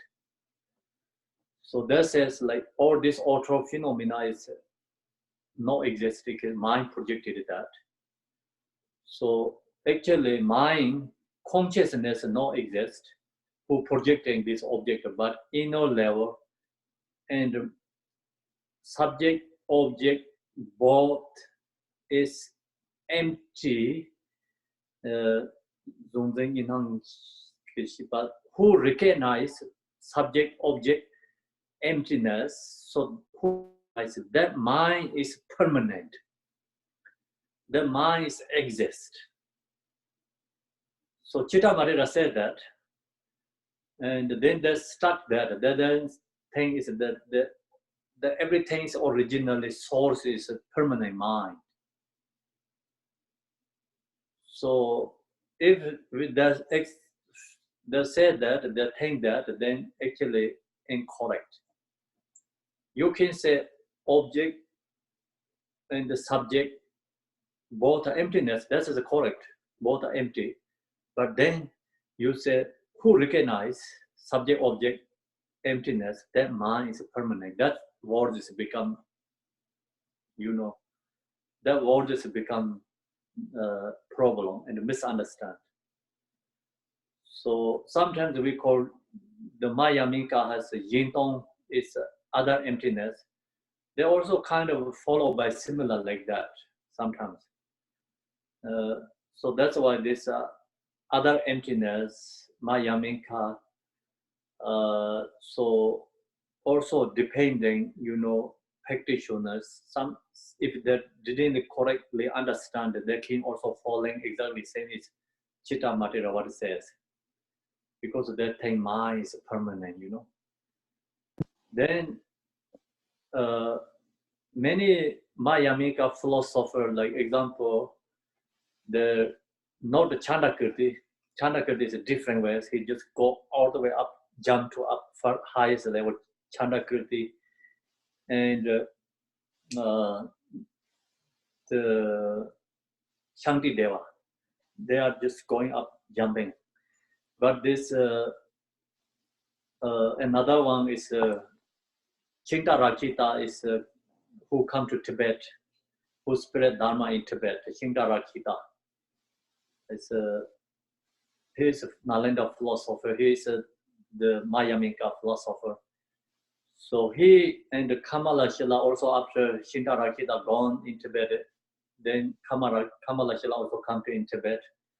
That teacher, they follow one step Chitta Matira. They accept exactly what Chitta Matira says, okay, auto level, subject, object, emptiness, but then first they say, okay, everything's come from mind. They say, yes, it's correct, true, it's okay. So you can understand that all is mind projected. Then you really investigate, view, relatively mind projected everything. Then absolutely you look and that mind, subject, object, both are emptiness. So object is empty, subject also emptiness. But then Chitta Matira say, the subject, object, emptiness recognize the mind is permanent. So then this Shinta Rakita said that mind is not permanent. That who recognize subject, object, emptiness, that mind also emptiness. If that mind is permanent, they cannot recognize. Subject, object is emptiness, cannot recognize. The recognize means mind is not permanent. Subject, object, emptiness, your mind recognize, that means your mind is not permanent, it's emptiness. That's why recognize. So then use that mind is emptiness. So mind is emptiness, then go up to the Mayamika. Then that is mostly see this the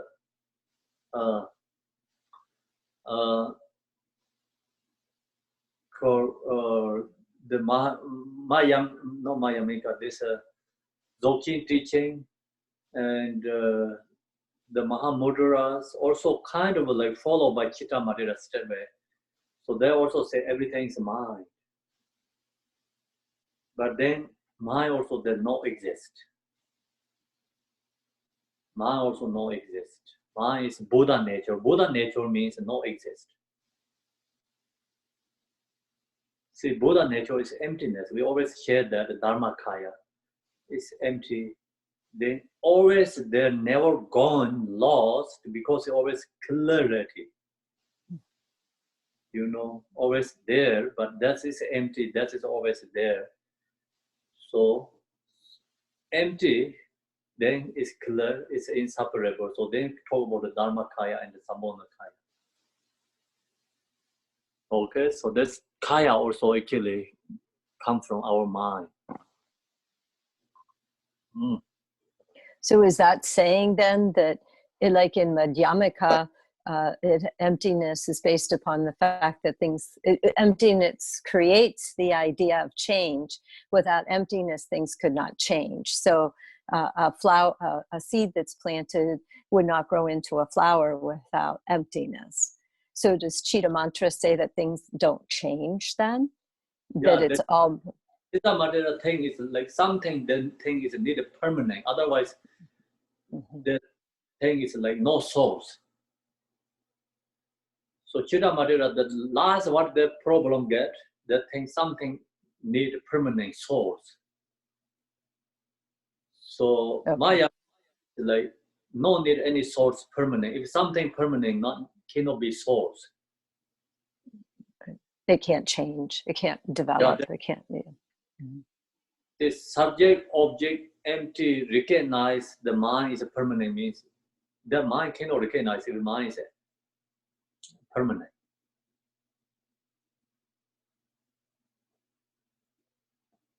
Thank you. Okay, so then it takes a long time to get in the mind. Start. But you hear these teachings more, emptiness, you recognize everything is the same as in the TV shows. You know. So this TV is off, it's all gone. You own everything to come out. But that goes back a little bit to Sylvia's question then with working with family too, because when we develop the understanding the essence of emptiness or Buddha nature, then when we engage with our family, we can do it with wisdom and compassion. Is that a correct understanding? Watch the TV and you can get your, you know, what you need, like understanding, like information you can get, learn from that. But you don't need to angry, yelling to the TV. You don't need to upset. You don't need to fight with the television. So you can, the TV, okay, so you need this electrics and, you know, electricities or this, whatever, these conditions or need, you just put all conditions, let TV arise. Then this person is going to crazy there. You don't upset, it's TV, you know. You can off this emptiness. You can own, you can learn, you can get informations. Even see that it's like just its form is there. It's always not really person is exist. Even you yelling, you angry, it's not make sense. Like you are crazy into your room. Right? So usually we are creating our own room like that, like kind of thing is yelling in the TV. Okay? Who don't know the emptiness and permanence. Who know the emptiness and permanence, you can watch TV and you don't need upset, you can get information, what you want. That means like you have wisdom, or you can see someone has difficulties, sufferings, you can create your happiness. You can create like love and compassion.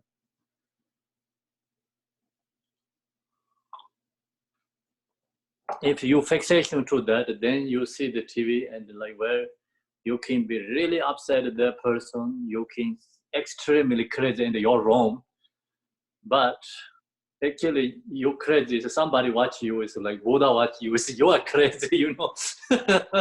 So usually we are crazy like that. We always does like that.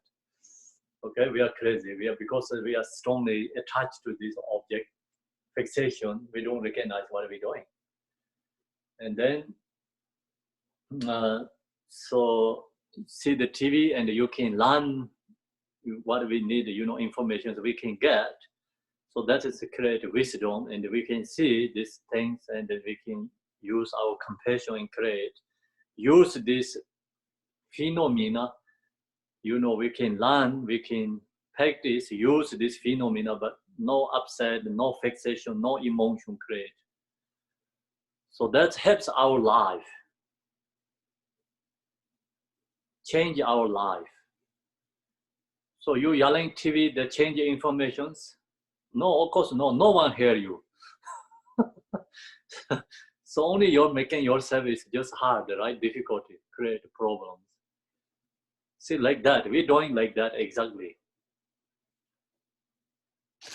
It's so normal, you know, normal and common to think that we're supposed to, that you're not loving someone if you don't, you know, it seems like you don't love someone, that you don't care, you know, and so to have these teachings is such a new viewpoint to really understand like there's this other option. I think we're kind of like all brainwashed and conditioned to think that, you know, you don't love your wife or you don't love your kids if you don't have possessive feelings, you know, like this super attachment really is considered normal.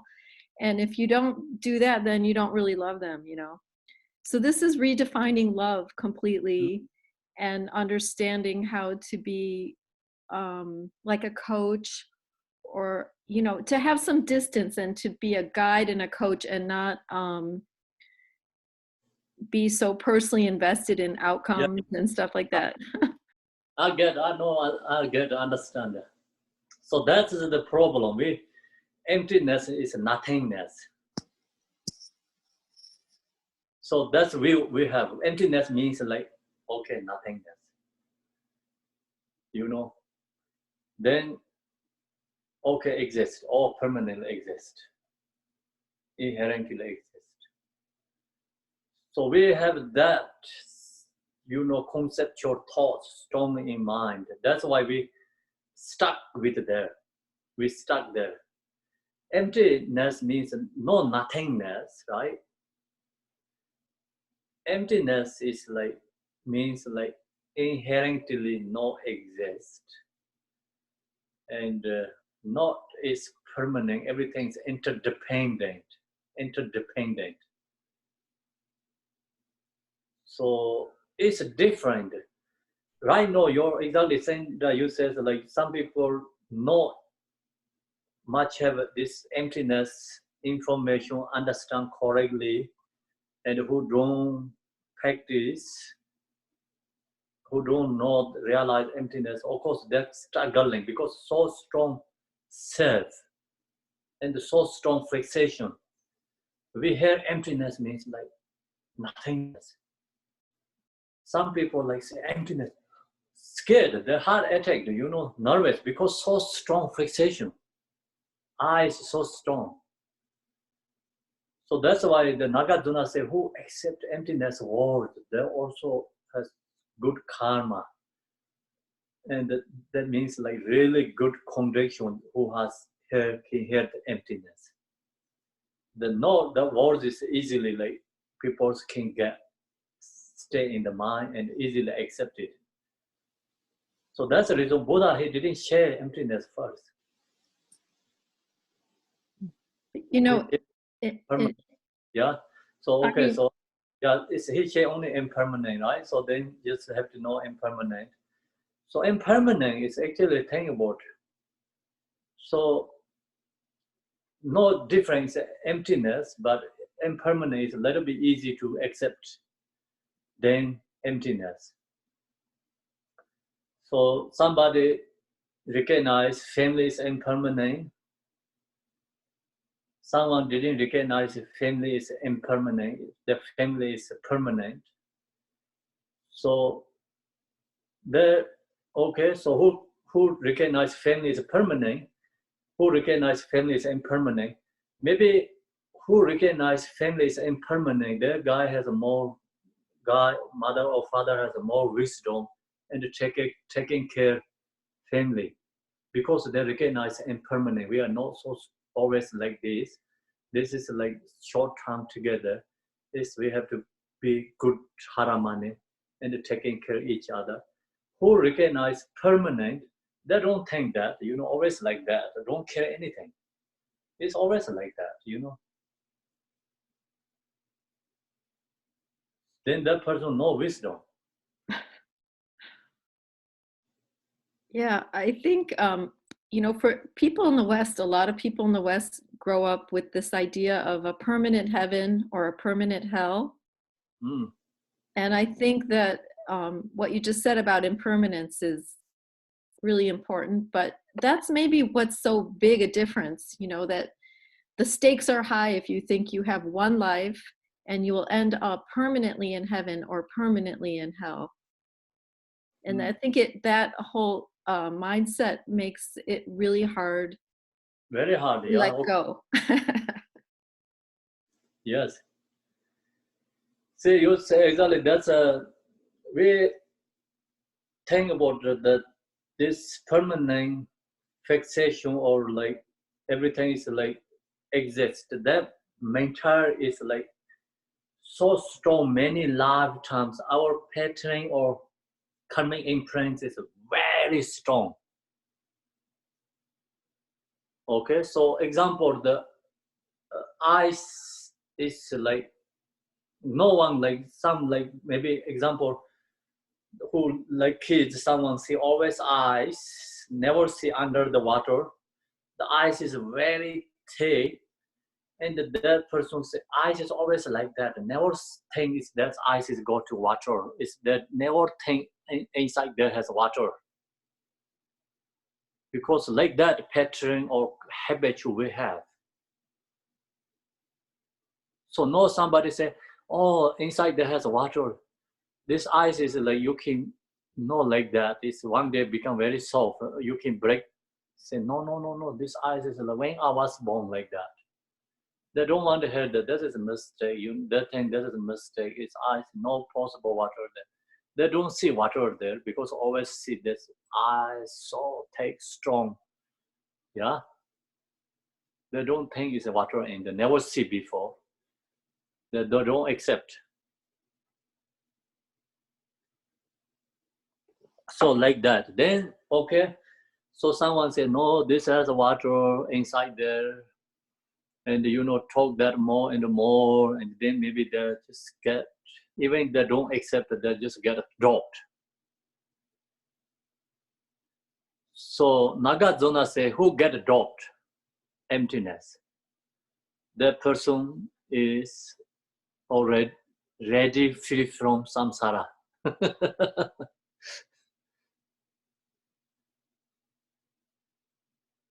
Yeah. So, and I like example, like we put like chickens, many bugs in the cage. So the cage is very tight and no anything possible to these birds go out, chickens. So like that is like, it's strong self-grasping. And then you get dropped, it's like, it's the cage is like, maybe one part is like little bit kind of like broken, broken, like maybe chicken can, whole body can go out, but maybe only can get through this, her head go out, chickens go, head is go out,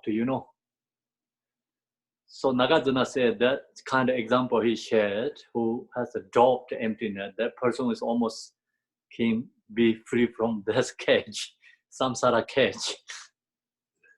Even don't accept, even who get dropped emptiness. So Nagarjuna said, not easy to accept emptiness because our so strong fixation this, you know, karmic imprints is so strong.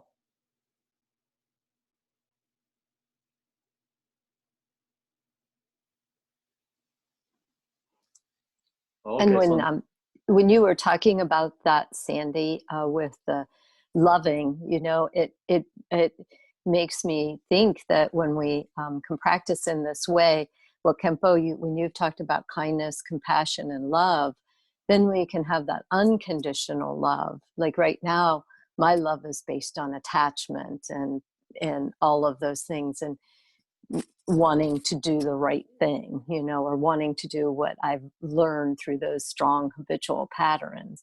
But when we break through those, then we have an unconditional love that's And just to resonate what Debbie and Sandy said, we have such a strong fixation to these many lives of attachment. Is there any? Is there a fast track way to impermanence? To understand, to absorb impermanence and emptiness? can you say again? um, I can get this touch. is there a fast track way to get to impermanence and emptiness? Yes. Okay. Mahamudra. How do we get there? Just log into our mind and recognize natural mind. That's it. And that's following the meditation steps, right? Yes. Okay. It's this philosophy, of course, get good wisdom and understanding. If you want to share Dharma someone, it's without a philosophy, really just always like struggling, you know, information cannot share really like correctly. And that's why it's like I saw the short video, like His Holiness Dalai Lama, like a couple of days ago, someone sent it into the chat.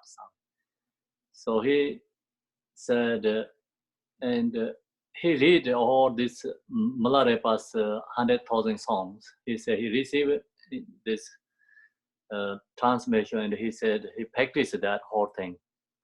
Practice it, like he follow all this thing, everything he read and meditate practicing.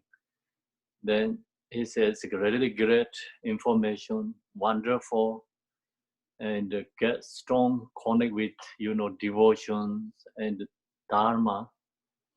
But this Milarepa's 100 song is not whole Buddhist view and point. If without these philosophies, that cannot only rely on that book. So that means like just, of course, that has like very good practicing, you know, you individually that great good there, but you're really going to follow the Buddhist like philosophy system, and like you're going to like create a university and teaching and follow more education way, and that is not enough.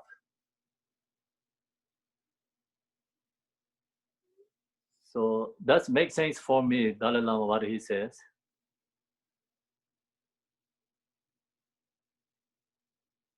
And so I like that, you know. I understand And, it also depends on the individual's capacity, right? Yes. Their own capacity to actually understand the concept. So if you don't have the particular capacity to understand it, you'll never get to the university level. So it's not just it's not just you know, following the steps, you know, going through kindergarten and elementary school. But if you don't have the capacity, you still cannot progress. Okay, that is one example.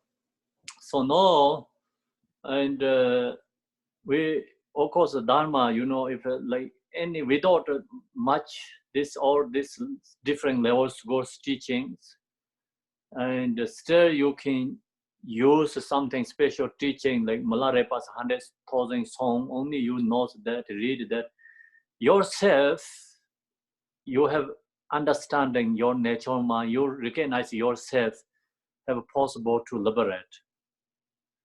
But you wanted to be like teacher and wanted to like create more bigger than that, some bigger views, but that's information is not only enough, right?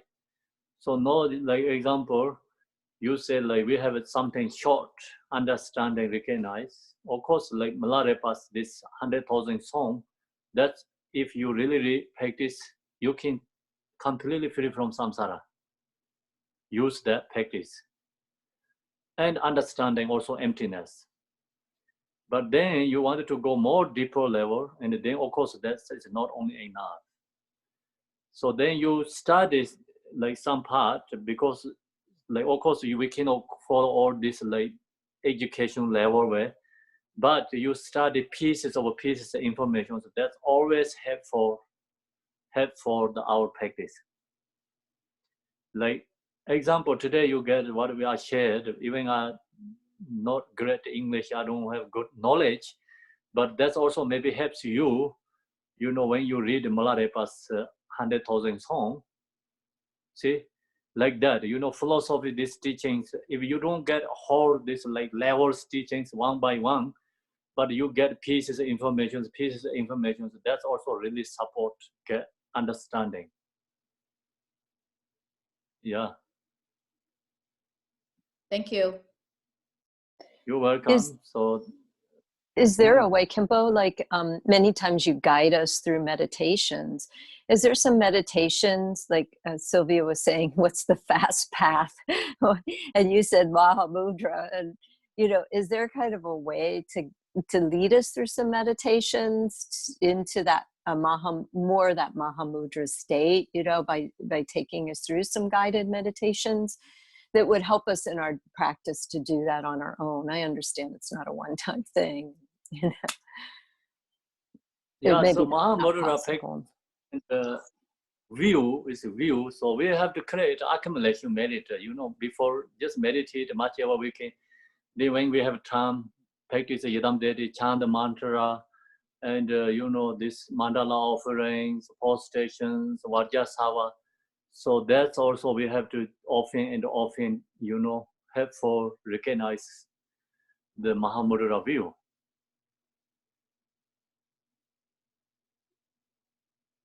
So that's usually we doing.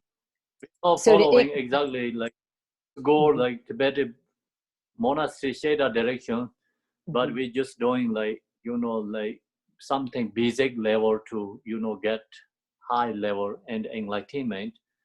So we meditate to Mahamudra, we share this Mahamudra teachings, and on the other hand, we always practice a Yidam Deity, we do, you know, create accumulation, meditate, chant mantra, like these things. So Mahamudra need to be together, accumulation, merit. So to increase our capacity, we need to continue increasing our merit, and that will help increase our capacity. I see. Yeah, that's very good. Thank you. Yeah. We think is a capacity, but actually subtle level, you know, is the practice of Mahamudra. It means like need accumulation merit. We don't recognize that, but then practice this create accumulation merit helps for recognize Mahamudra, get more Mahamudra meditation affected us, and less obscurations can go into more practice. I see. That's why we have. And with practice, Khenpo, when we practice together as a sangha, like we've been doing, is that more meritorious than just practicing individually? You know, when we come together as a group and practice. The power of a sangha, you know. So if like 20 people join together, so example, one person has 20 people's practice together merit.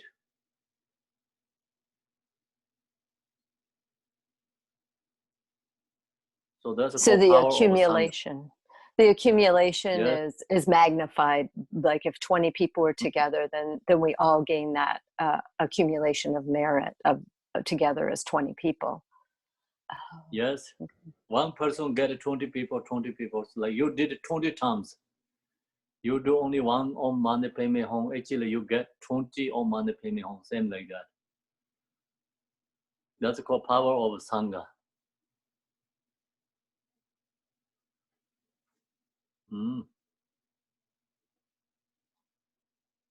That can Okay, get so very now- lost, I think, in the Western culture, because I think a lot of times we feel like going at home and practicing our individual deities.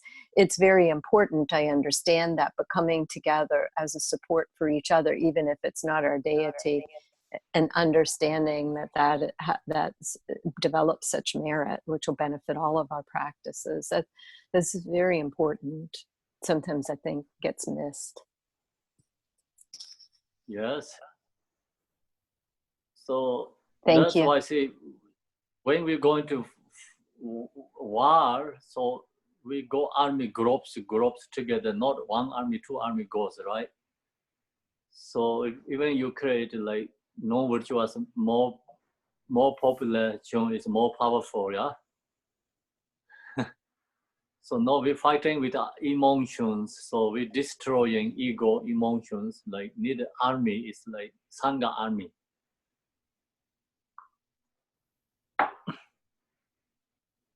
Okay, thanks everyone. Thank you, Kempo. Thanks for taking the extra time with all the questions. Thank you, Kempo. Welcome. Thank you so So much. I'm going to chant the dedication. Close your eye, visualize Amitabha Chinreze and all these Vajrapanis and liberating all beings free from samsara. Ema ho non zara sanje nawan da ye da ye se jo du je jen bo da yon de san ban de jen do nam lai san ye san zen ba min ko je de je mon za ba de me ba ye de wa jin ye sa ve jen gan de da yen de ne zen ve jur ma da je wa jin je ba ma ju ba Erjine nande jandong yo ndege dage molan tabande soje sanje sanzen damje je gemi robar zinje lapes ya da benza de ya awa bode na yezo sanjo zenjo rambo je ma je panam je jorje Ye ba nyam ba me ba yang gong ne gong de de wai so nam de ye dam ye zi ba nye dong ne nyen de zhang nam ban de de ji ga nam je ba lan ru ba ye si pen zo len ru wa ri yo. See you tomorrow. Sounds good. Thank you, everyone. You. Thank Thank so much, you. question. Thank you. See Thank everybody. you. Thank you. Thank you so much. Thank you, Kempo. Thank you. Bye. Bye. Bye. Bye. Bye, Deb. Bye, everybody. Bye, Artie. Bye, me. Bye. Bye. Bye, Marilyn. Bye.